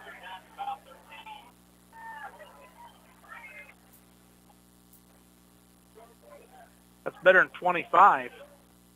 Brown's going to send Reeder in motion. Brown's going to roll to his right, straight up top. Pass is going to be complete. Oh, nope. Incomplete. Pass is intended to 24. Great play, just didn't make the connection. That's Parker. Was that Parker? Where's he been? Did he not have quarters, Smoot? Do you know? Parker Henderson, where's he been? Did he not have quarters? Has he? We've seen him a lot last week. So what happened is they didn't change the down marker, so we're back at third down. Yeah. So maybe with the penalty they didn't. They didn't lose the down. So Brown again. Brown in the pocket. Brown's going to throw up top to Blancarte. Blancarte deep. 5, 4, 3, 2, 1. Blancarte in the end zone on a 63-yard touchdown pass. Holy cow. Brown to Blancarte. That's their second one tonight. Same play. Same play. And 63 yards. Wow. And that come at the 9:58 mark, and you could just see that happening. Blancarte all of a sudden behind the receivers, waiting for the ball, and caught it at about the 35, and then it was a foot race to the end zone, and he outrun everybody. He's a speedster. Makes it 27-0, PAT pending, and up and good. Makes the Pirates 28.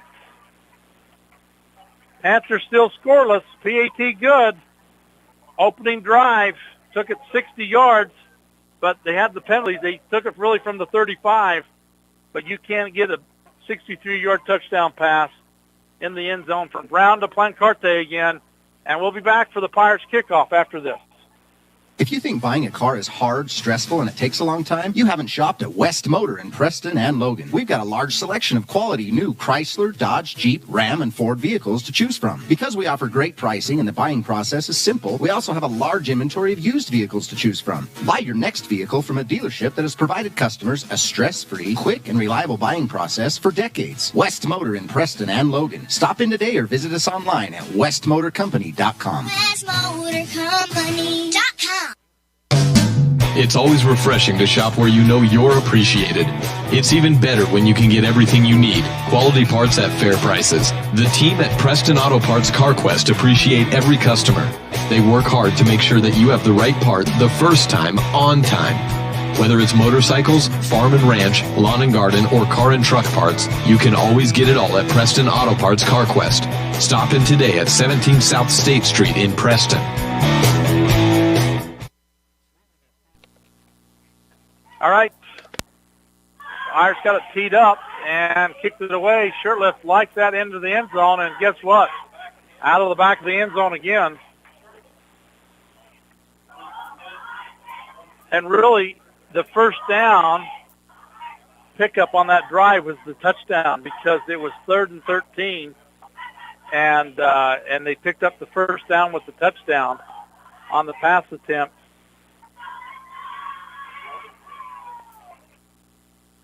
And so Shirtlift puts it out of the back of the end zone, and it's 1st and 10.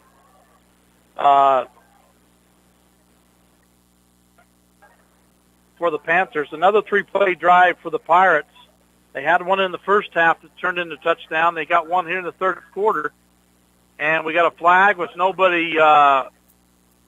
Somebody must have lined up in the neutral zone. We're going to say offsides on the Pirates. Do they even say anything on the ball? And everyone's confused there. So the Pirates are going to give them 5.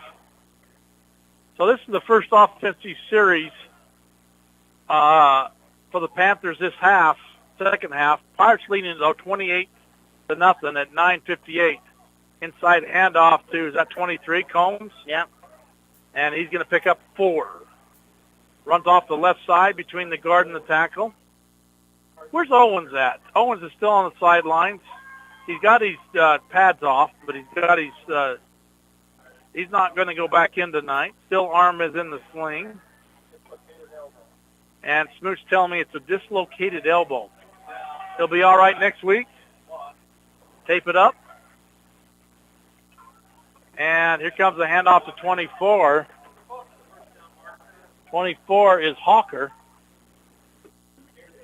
And it might be a first down. They are going to give it to him. First down.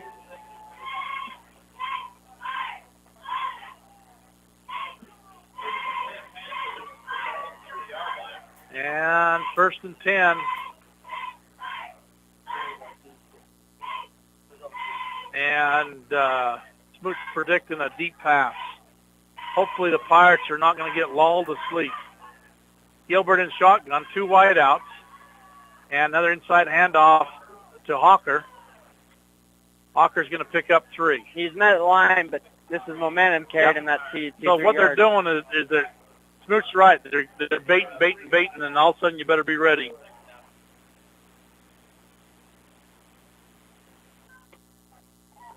And Gilbert's coming in with a play. Clock running at 8:20. Pirates 28. Panthers still scoreless. Right here. It might happen right here. Shirtlift is going to pick up the play, big number 7. And they're trying to get out of the bounds, and they push him out of bounds. They do. And they're only going to pick up about 3 as there was a decoy again. As Trejo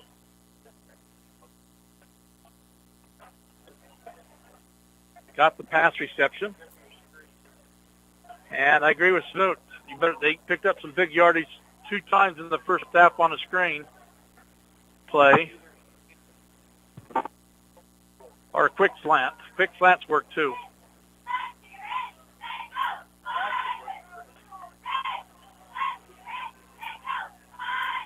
And Gilbert, shotgun.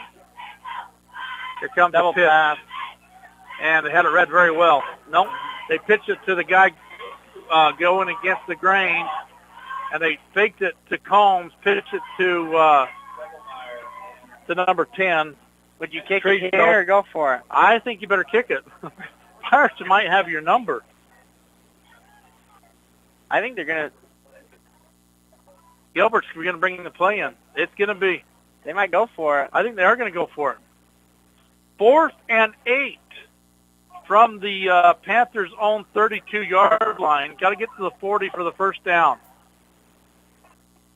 Triple wideouts. Get another stop right here. Number 7 is the top side. They're going to look his way. Throw it out in the flat. And it's going to go nowhere. They double-teamed him. And the Pirates are going to get a turnover on downs. On their own 34-yard line. So you, between Stewart and Stegelmeyer bringing him down, the pass is completed as long as it's short yardage and you don't give up the first down. You'll let them complete that and make that tackle instantly.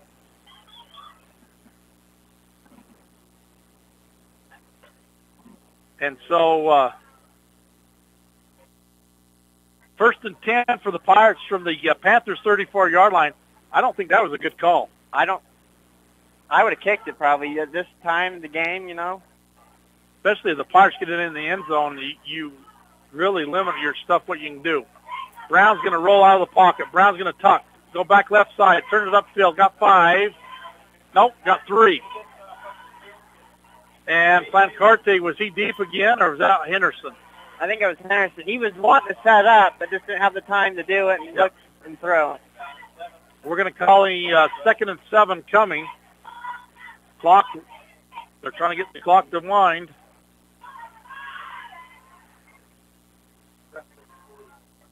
Wow. Brown's going to go under center. And here comes the handoff fumble. Ball's on the ground. And I think the Panthers are going to have it. This is a bad handoff, wasn't it? It was a bad handoff, so the Pirates are going to get their first turnover on the night, as it was a bad on-off between Brown and I think Brokens, and it bounced up. Brokens went after it and kicked it, and it went backwards, and it's going to be a turnover on the Pirates at the 6:55 mark. So that 4th down attempt didn't hurt you with that fumble by the Pirates. No. 1st and 10.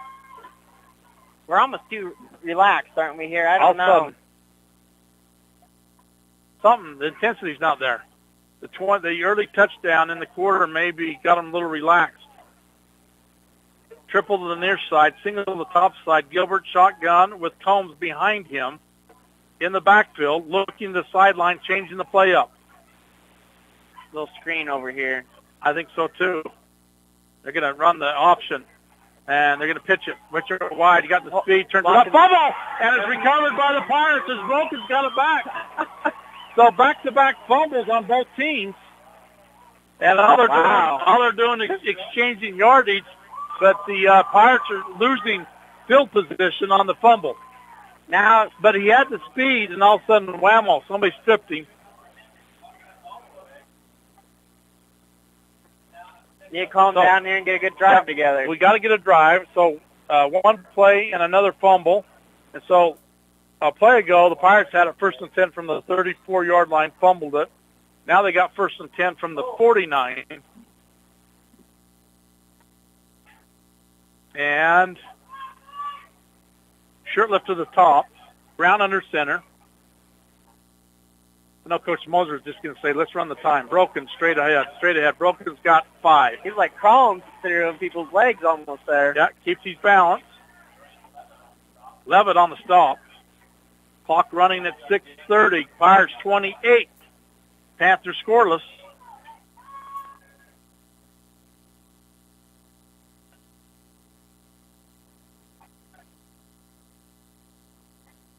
Pirates break the huddle.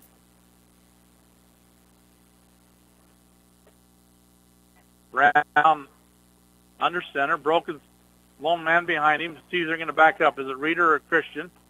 And they're going to put Stokes in motion and Reeder in motion. But they waited for Stokes to get set. They hand to Plancarte. Ooh, there's another. That was mask or something. Oh, it had to be because his head got whipped back, didn't it? Yeah. But Plancarte got the first down. Clock running at 5:50 here in the and Hadley's got something broke in his helmet. Strap broke or something. And they're going to bring in who? 67. Jackson England.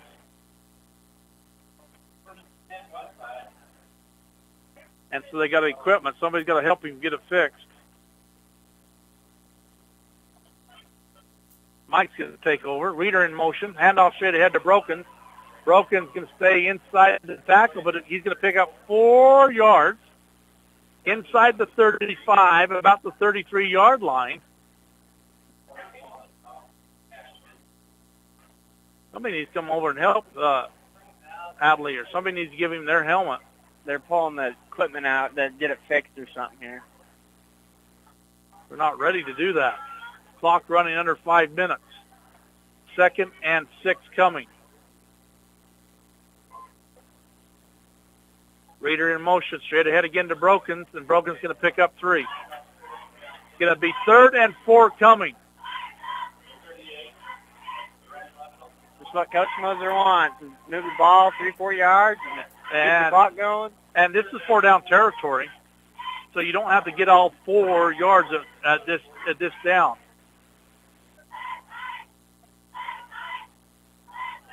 And I think Hadley's got his Trevin. They call him T-Bone? I guess that's his nickname. I heard that from Clark, right? T-Bone? That's T-Bone? And, here comes the pitch. I thought a man was moving to pitch to Brokens. Brokens got the first down and close to the 20-yard line. You know, have I said the Pirates got in the maroon zone yet tonight? I don't think so, but they're knocking at the maroon zone door. Maybe they're there. Just barely. Yeah. Right on the doorstep. First down for the Pirates.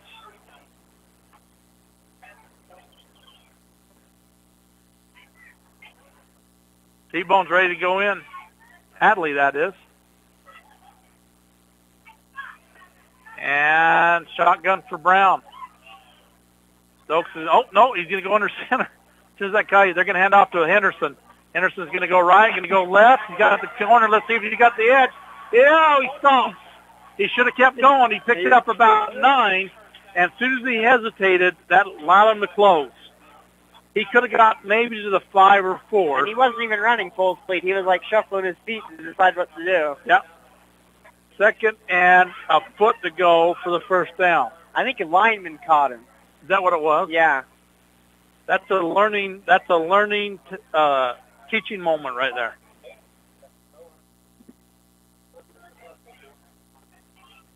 And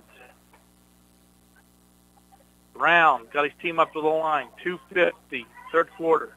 28 Pirates, nothing Panthers. Inside the Maroon zone, Glenn Carte got the first down, and it's going to be first and goal from the 8-yard line for the Pirates of Westside. First and goal.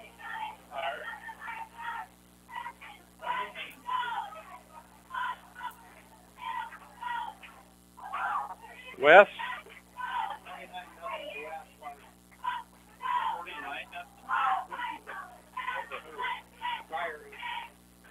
Pirates back up to the line. All right, here we go. Brown under center. And they're coming with speed. They're trying to anticipate the snap count. You're going to get into offsides if you do a hard count. And broken straight ahead, picked up 3 yards. Clock rolling under 2 minutes to go here in the third. Second and goal from the 5-yard line for Westside. 28. Panthers still scoreless.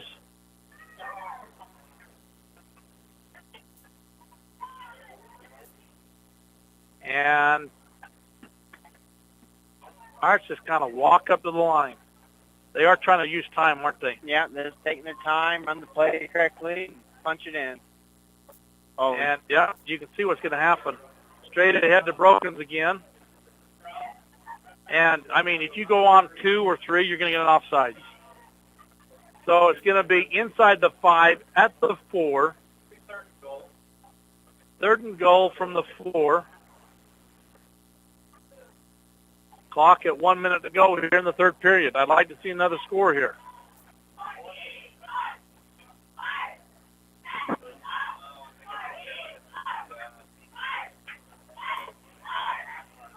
So Pirates back up to the line.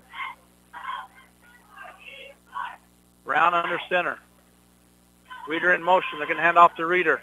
Reader's going to lose yardage and make one man miss and still lose yardage. And it's going to be tackled at the 6. So fourth down. Problem is they have that read so well, there's about 4 or 5 guys out there right waiting for them. And are they going to have to snap it? Or they're going to say, no, we're going to be good. So they're going to walk off and do the fourth down on the fourth and goal on the first play of the fourth period. But it's Westside 28 here in Dayton. Snake River Panthers still scoreless. We'll be back for the fourth period after this.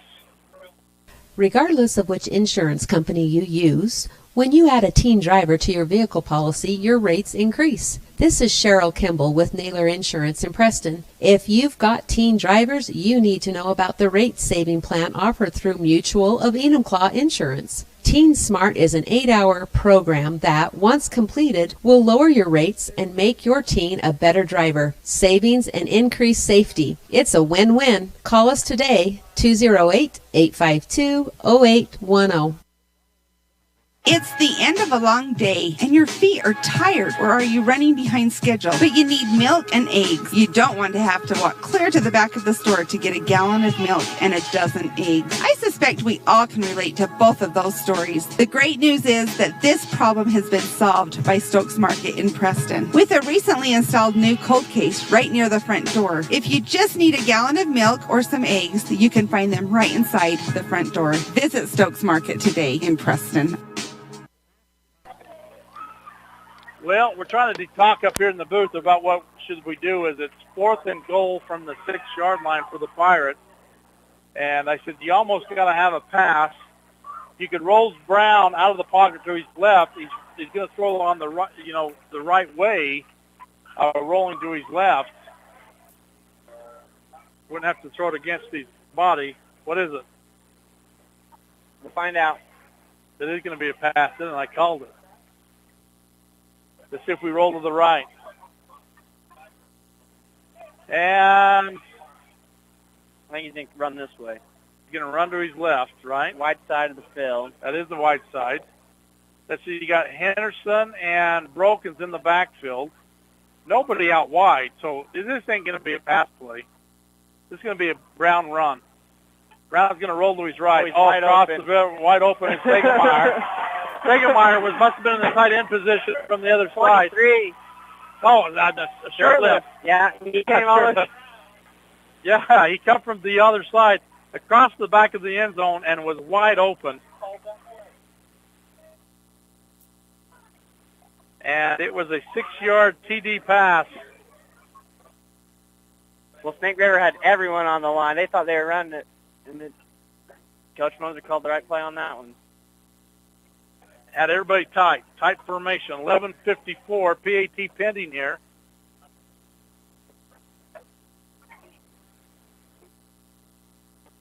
Give him the jump right here. And the ball's back, and they fumble they pitch it. They're going to throw it in the back of the end zone to... No one.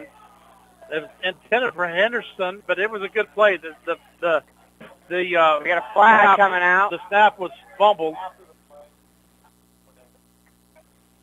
Fighting going on or something. Was there?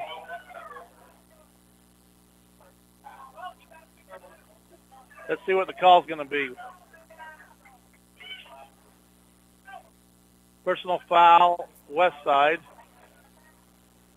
And they're going to assess it on the kickoff. So that makes it 34 for west side. Still scoreless for the Panthers.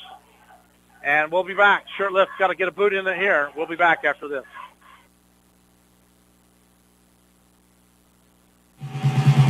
At Preston Drug, we understand that everyone is busy and time is important. That's why we've implemented synchronization. We look at all the monthly prescriptions your family takes, and working with your doctor, we organize them so that you can pick them all up at one time each month. Synchronization with Preston Drug saves you time and money. Call Preston Drug today, and we'll get you into the synchronization system. It's free and it's simple. Preston Drug, 208-852-1563.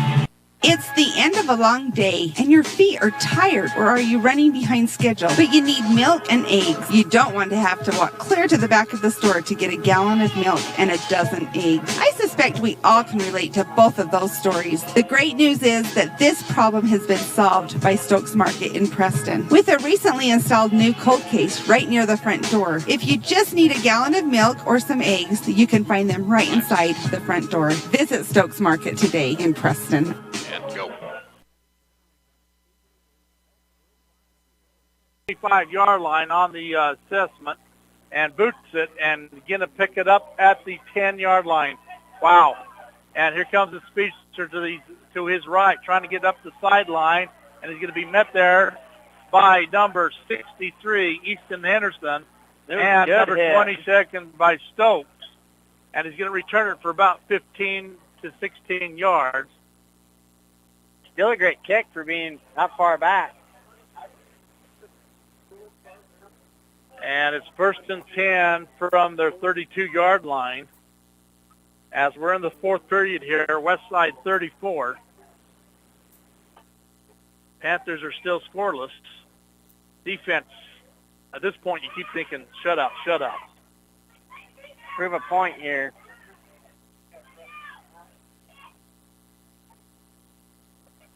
John, they're asking for a Preston score over here, so be on your ears. Gilbert, shotgun, triple on their side. Coming to this side. Yeah. They're motioning. They're going to send him in motion. They're going to go screen, like a little screen or something. They're going to put him up side, throw it up top, get him over top. Ooh. Pass is complete, and instantly tackled there by, is it Combs? Reed or Brown or that? No, the pass. That was the number 7. Is that Combs? Polter? Okay. Oh, yeah, Polter. I've lost my...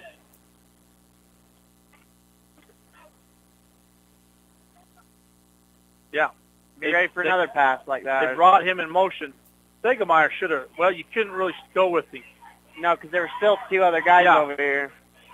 So let's see if they do that again. Where is he now? Right here? He's right on this side. And inside handoff First man missed, second man got him, plus the linebackers, the number 24, which is the Hawker. 60, who's 48-0, switch Stellus. Cougars, first Cougars over the Spring Cardinals. Second down and 7 from the 33-yard line of the Pirates. There he goes again, right? And, he dropped it. And the pass is right in the hand of number 10. And that's the first incomplete of the half that I have, unofficial stat, for the Panthers. Gilbert to Trio.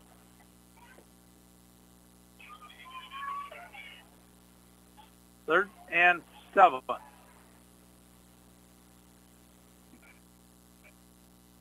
And Gilbert, shotgun. He never been under center.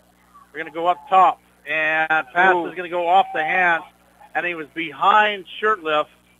And but he had to adjust his pattern to try to get underneath the ball.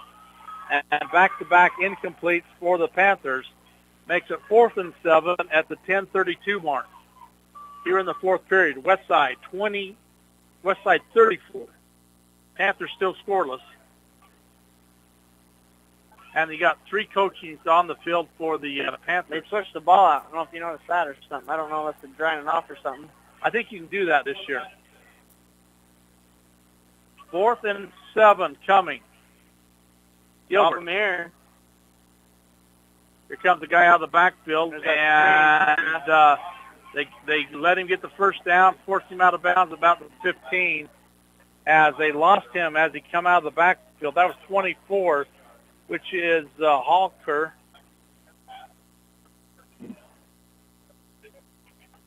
And brings him out of the backfield, got the first down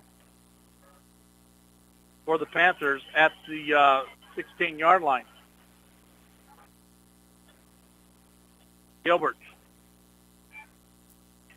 got his team at the line. Back to pass. Coming again out in the backfield. And he caught it, but he's going to be thrown for a loss. And it was Brokens that tipped the ball up, and he caught it as he tipped it backwards. And Brokens made the tackle as he was going down. He caught the ball for a loss. We will take that play as that is a 8-yard loss.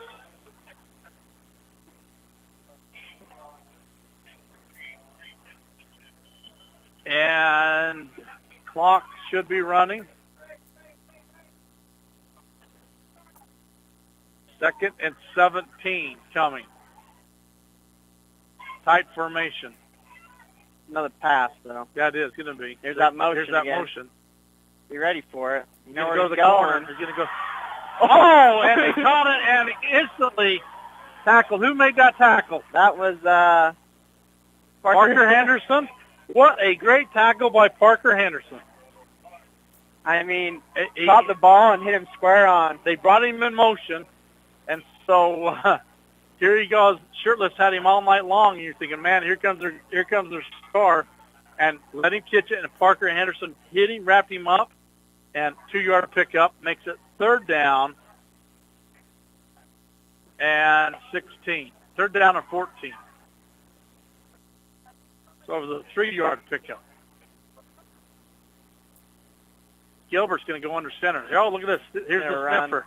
And here comes he was fouled. Broberg. Milburn. Oh, Milberg. Wesley Milberg got him. They went tight formation to the sniffer, and they threw him for a loss. We're going to have 4th and 22 coming at the 8-10 mark here in the fourth period. Pirates are up 34-0 over the Panthers.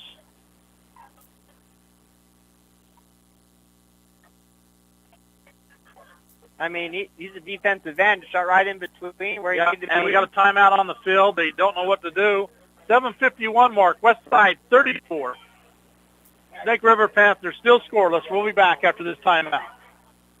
Sushi. A word that is as fun to say as the food is to eat. Try it. Say sushi. Now run down to Stokes Market and pick up some fresh-made sushi. Yes, I said Stokes Market. They now have the family fresh sushi specialists making outstanding sushi platters and party trays fresh every day. They even make up custom platters so you can get your favorite sushi dishes. Any kind of fish upon request, even vegetable sushi available with no meat. Enjoy the fresh-made platters already available or order the kind of sushi you want. Give them 2 hours and a special custom sushi platter will be waiting for you at Stokes Market in Preston. Go ahead, say it. I know you want to. Sushi, fresh for you right now at Stokes Market.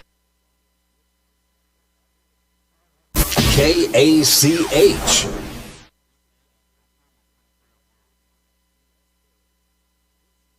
You are listening to Westside Pirates on KACH at 1340 AM, 105.5 FM, and mylocalradio.com in Dayton, Fairview, and Preston. And 22. Panthers. We're thinking about a trick play. Here comes a man in motion across the middle. Pass is going to be complete, and it's complete. He dropped it. He got it, but that's fourth down. So it's turnover for him. I was looking at the wrong down marker. Yeah. So they kind of used the decoy. Pass is complete, but it's going to be turned over on downs. That's the third turnover of the half. So this is what Coach Moser wants, I have no doubt. 7:44, you drive the length of the field and run the time off the clock. And punch it in at the end of your drive. Punch it in with less than a minute to go.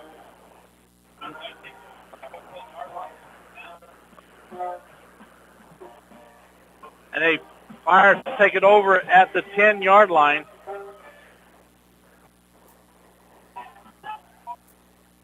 All of a sudden my pen run out of ink.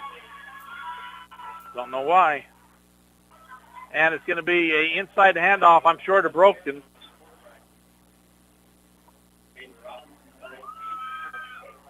Robinson's the quarterback. That's what Clark's telling me. Yeah, and he's correct.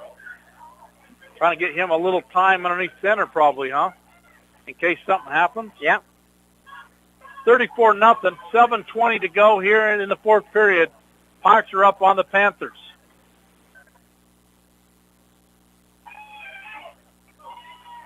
Did they put Brown somewhere else? Robinson under center. And handoff to Henderson, and Henderson's going to be mugged. And that's a flag. And there's your flag. There's going to be the first down.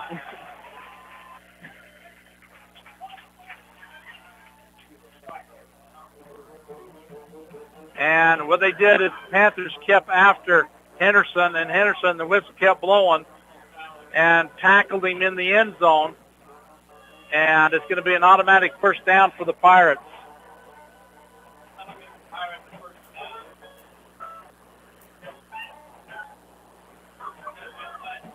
So that's their only 6 first downs.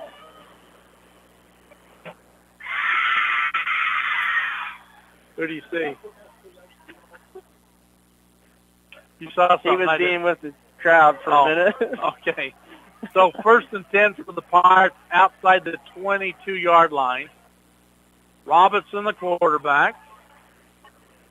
Reader in motion. Here comes the handoff to Broken's right side. Broken's got the first down again. And 1st and 10 from the 33-yard line for the Pirates. Broken's down. And Broken's down.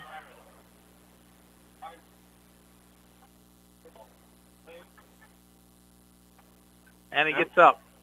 He's limping on that. Tweaked his ankle or something, maybe, is what I'm guessing. He's got to come out. He doesn't want to, but he does. I don't know. It looks like an ankle sprain, don't it? Oh, no, he's holding his knee. He just went right back in the line. Yeah. And they're going to bring in 85. Who's that, Judd? Ford. Cameron Ford, Jr.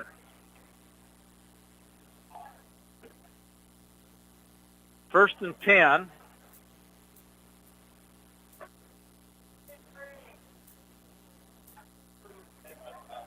That's the 33. And off to 22, which is Easton Shirtless. Easton Shirtless.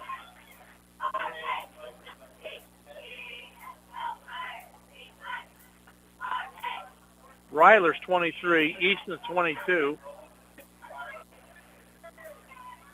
About 10 more games, I might have these numbers. Yeah, that changes on you again next year. Yeah.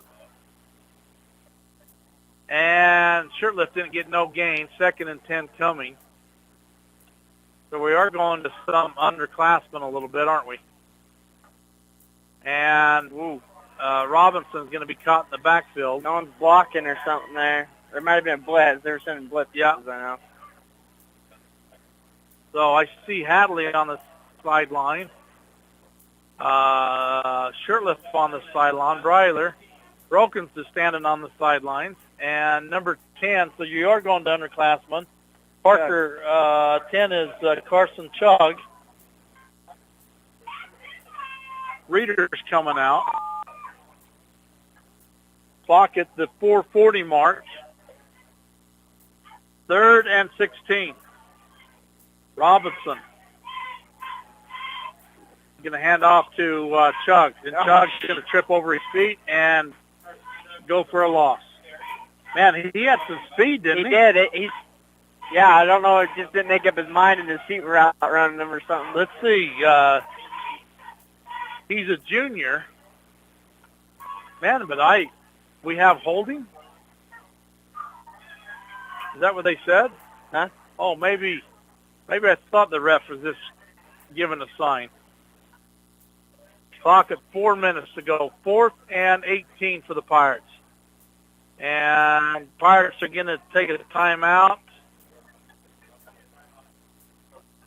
And then bring in the first string punting unit.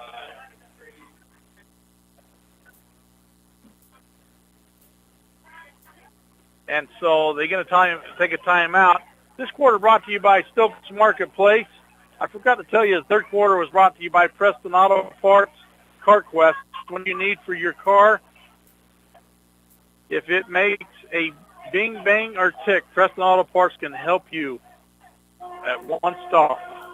And the fourth quarter brought to you by Stokes Marketplace. Stokes Marketplace, true value. From fresh produce to hand tools, fresh meats, to smokers, plus fresh bakery deli items, and now fresh sushi. You've had that sushi daily. Stokes Marketplace, true value. 217 South State in Preston. 3:50 to go, and the Pirates' first team punt unit on the field. Back to receive it. It's number 4 for the Panthers, and they're coming after him. Brokens gets it away, and it's going to be caught at the 41, a fumble, and who's going to have it? And we have it. I think the Pirates have it. And they don't, no signal. No one knows, I think. The ball was loose. They got to talk about it. I mean, it went through the guy's hands. Who was the guy that hit him? Gage? Tegemeyer. And it's going to be, but they're going to give it back to the Panthers, aren't they? Isn't it tie up because of the offense? Yeah, but I thought I don't know.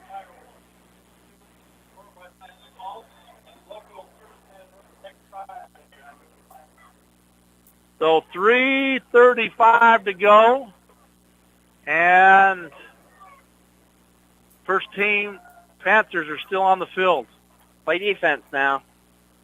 JV's in, I think, for the Pirates. Across the middle pass goes incomplete to their star, Holter. Goes incomplete. He thought the feet was coming and thought he was going to get hit. You know, that happens when you're on offense and you get hit right when you catch the ball or something. You get nervous. In your mind. You get nervous, don't you? Like to see that clock run, but it don't on an incomplete pass. Shotgun again for Gilbert. And Gilbert goes incomplete. And he was way over top. High pass. 3rd and 10 coming. 5 seconds only went off that clock. 3rd down and 10. So they're running a bunch of new guys in and out. It's up to you, Judd, to come up with those numbers. I can't. For us, is what you're saying? For them. Robinson, for us. I see Robinson going on the top side. 88's in. And here comes a screen. And he's going to cut it back to the middle, got the first down, and they're going to tackle him inside the 35, and it's going to be a first down. 3rd of the half for the Panthers.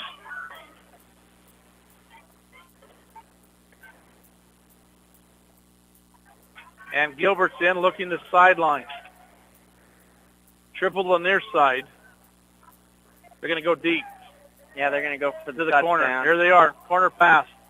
And it's going to be knocked down by Robinson. Yeah. I mean, was right with him where he needed to be. Step for step. And Poulter was going to go in the corner, and step for step, ball was in the air. Robinson went up and knocked it away. 2nd and 10 coming. 2:44 to go. Here in the 4th, Pirates are up 34-0. Pirates are going to move on to a 2-0 win, 2-0 season. We got Max Mumford in the game. No, never mind. Could be wrong. I thought it was 80. There's too many people going in and out. Yeah, it's hard to pick them up. Gilbert, shotgun, looking to his right. Looking to the right. Now he's going to go up top and go incomplete, overthrown. And so that makes it 3rd and 10. Well, Jackson Beckstead was playing defense on that guy that missed the catch. Number 90. 90. 85.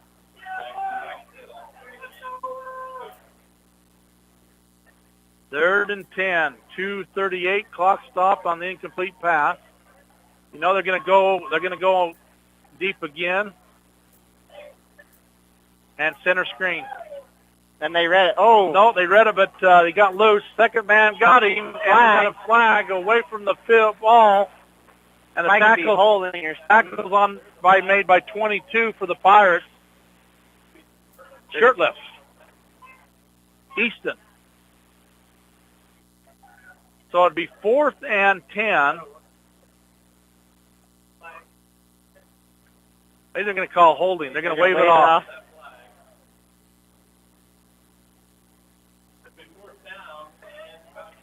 I don't know what he thought he saw. He's looking clear in the backfield, so I don't know. So 4th and 6 on the completed pass. Let's see if the underclassmen can hold them. They're going to throw it to the top side. Nope, they're going to go down here to the bottom. Another incomplete pass, and it's going to go incomplete and turnover on down.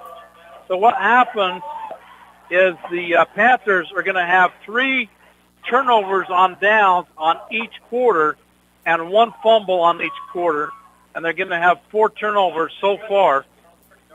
And so Pirates will take it over on the 30-yard line, and 1 first down will end the game here if you can get it done. I think the JV's in. Yeah. All of the Pirates JV are in. Both teams JV now, I think. Look at all these new numbers. Looks about right.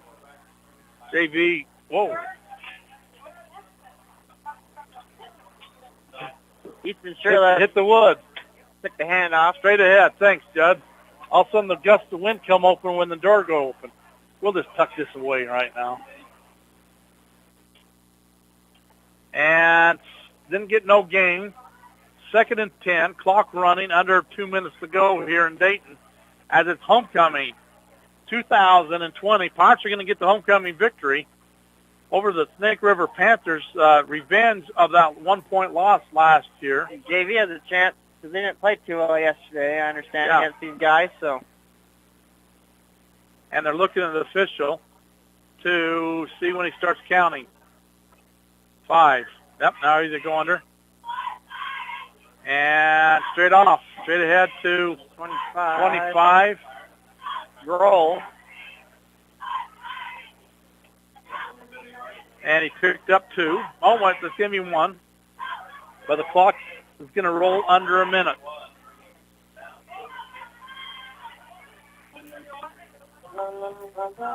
So they're going to run it again till about the time's out.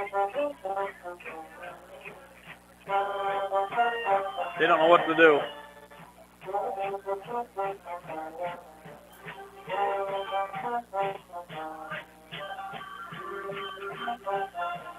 They're looking. They're going to take a knee. And that's going to be the end of the game because they're not going to have to snap it again. As the Pirates are going to win it here on opening night at home. They're going to win it 34-0 over the Snake River Panthers. And we're going to take a timeout. We're going to come back and talk about this game after this break.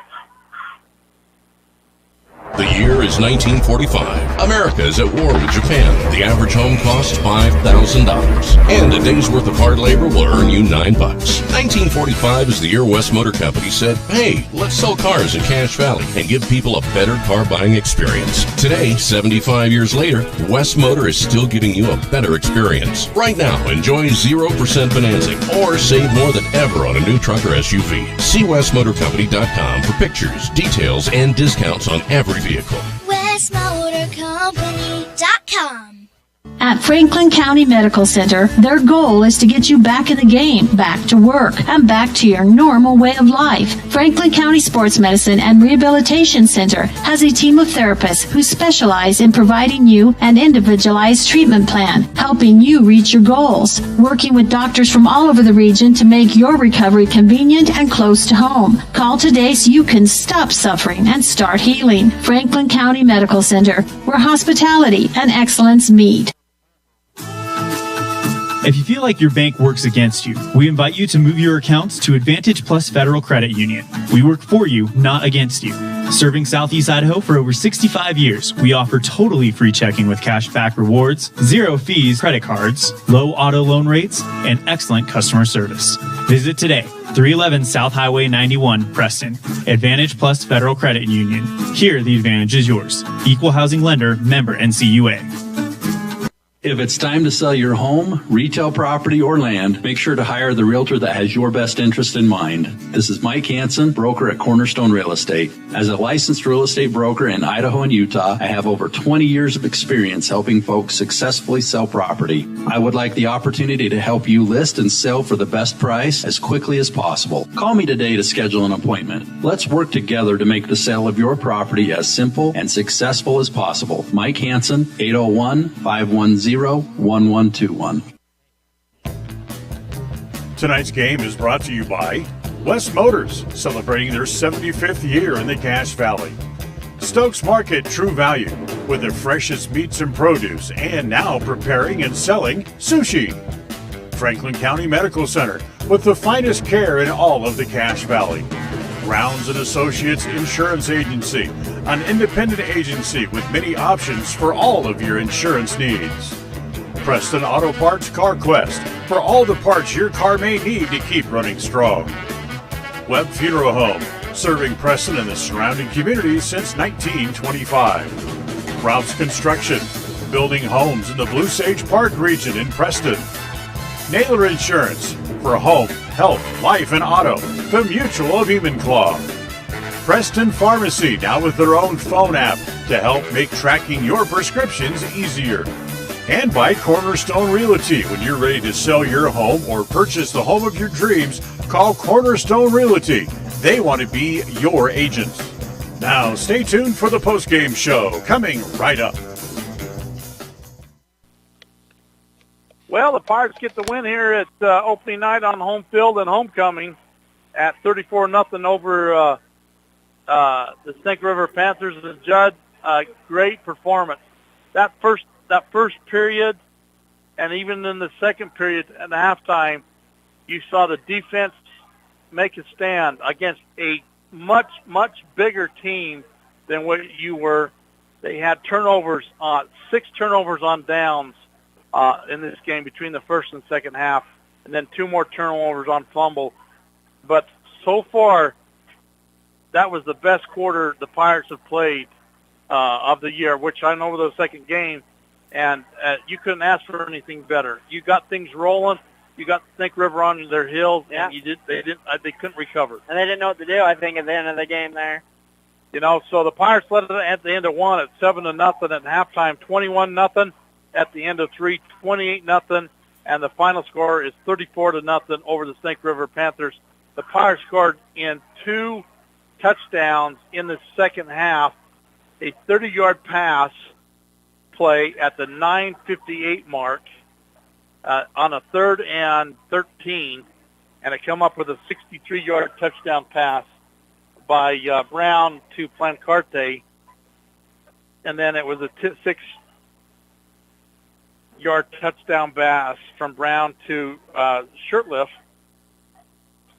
So 3 of the 5 touchdowns were by the passing department of Brown, one to Shirtliff, the other 2 to Plancarte, and Plancarte outrun everybody and just got deep, and Brown just put the ball in the air and got it. And I think Snake River wasn't ready for that at all. They were ready for the run game the whole They just whole thought night. the Pirates were going to run, and that's exactly right. And so they scored.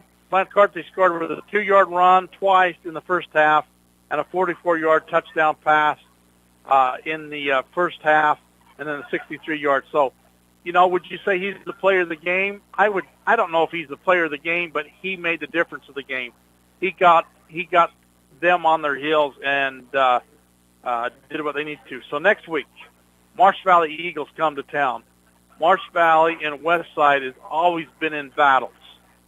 I think there's only one time that the Pirates handle them. And Marsh Valley, I know, has got a speedster, and they do the same thing what we just did. They put the ball in the air and let him run underneath it and try to catch it. But this game might help us prepare defensive-wise on next week's game. Yeah, it might help it. Exactly right. And, I mean, they scored 15. They threw the ball 20 times in the first half, 15 times in the second half. So you had 35 plays that your defensive backs were on notice and had to look to make something happen. And they answered the call tonight. They did. So appreciate tonight's sponsors, as couldn't do it without them. And until next week, Pirates win it here. It's for Judd Ward. This is Richard Ward and John Beverly back in the studio. We're saying good night from Lyle S. Henderson Field. The Westside Pirates will host the Marsh Valley Eagles in a Week 3 matchup. The Pirates have shown over the years they're very tough to beat while playing at home, and the Eagles will surely have their hands full. Join us for this matchup as the Pirates host the Marsh Valley Eagles. Catch the game live on mylocalradio.com with a full replay following the Preston broadcast on FM 105.5 and AM 1340 KACH. We thank you for listening tonight. This program is provided by KACH and mylocalradio.com, part of Preston Broadcasting, LLC. The executive producer of Westside Sports on KACH and mylocalradio.com is Val Cook, with Richard Ward announcing. This broadcast is provided for the enjoyment of our listeners, and any recording, reuse, or rebroadcast of a portion or all of this program for commercial purposes is strictly prohibited without expressed written permission issued by Preston Broadcasting, LLC. Please remember to thank and support those sponsors who make this program possible, and always shop local first. This is John Beverly bidding you peace and good night.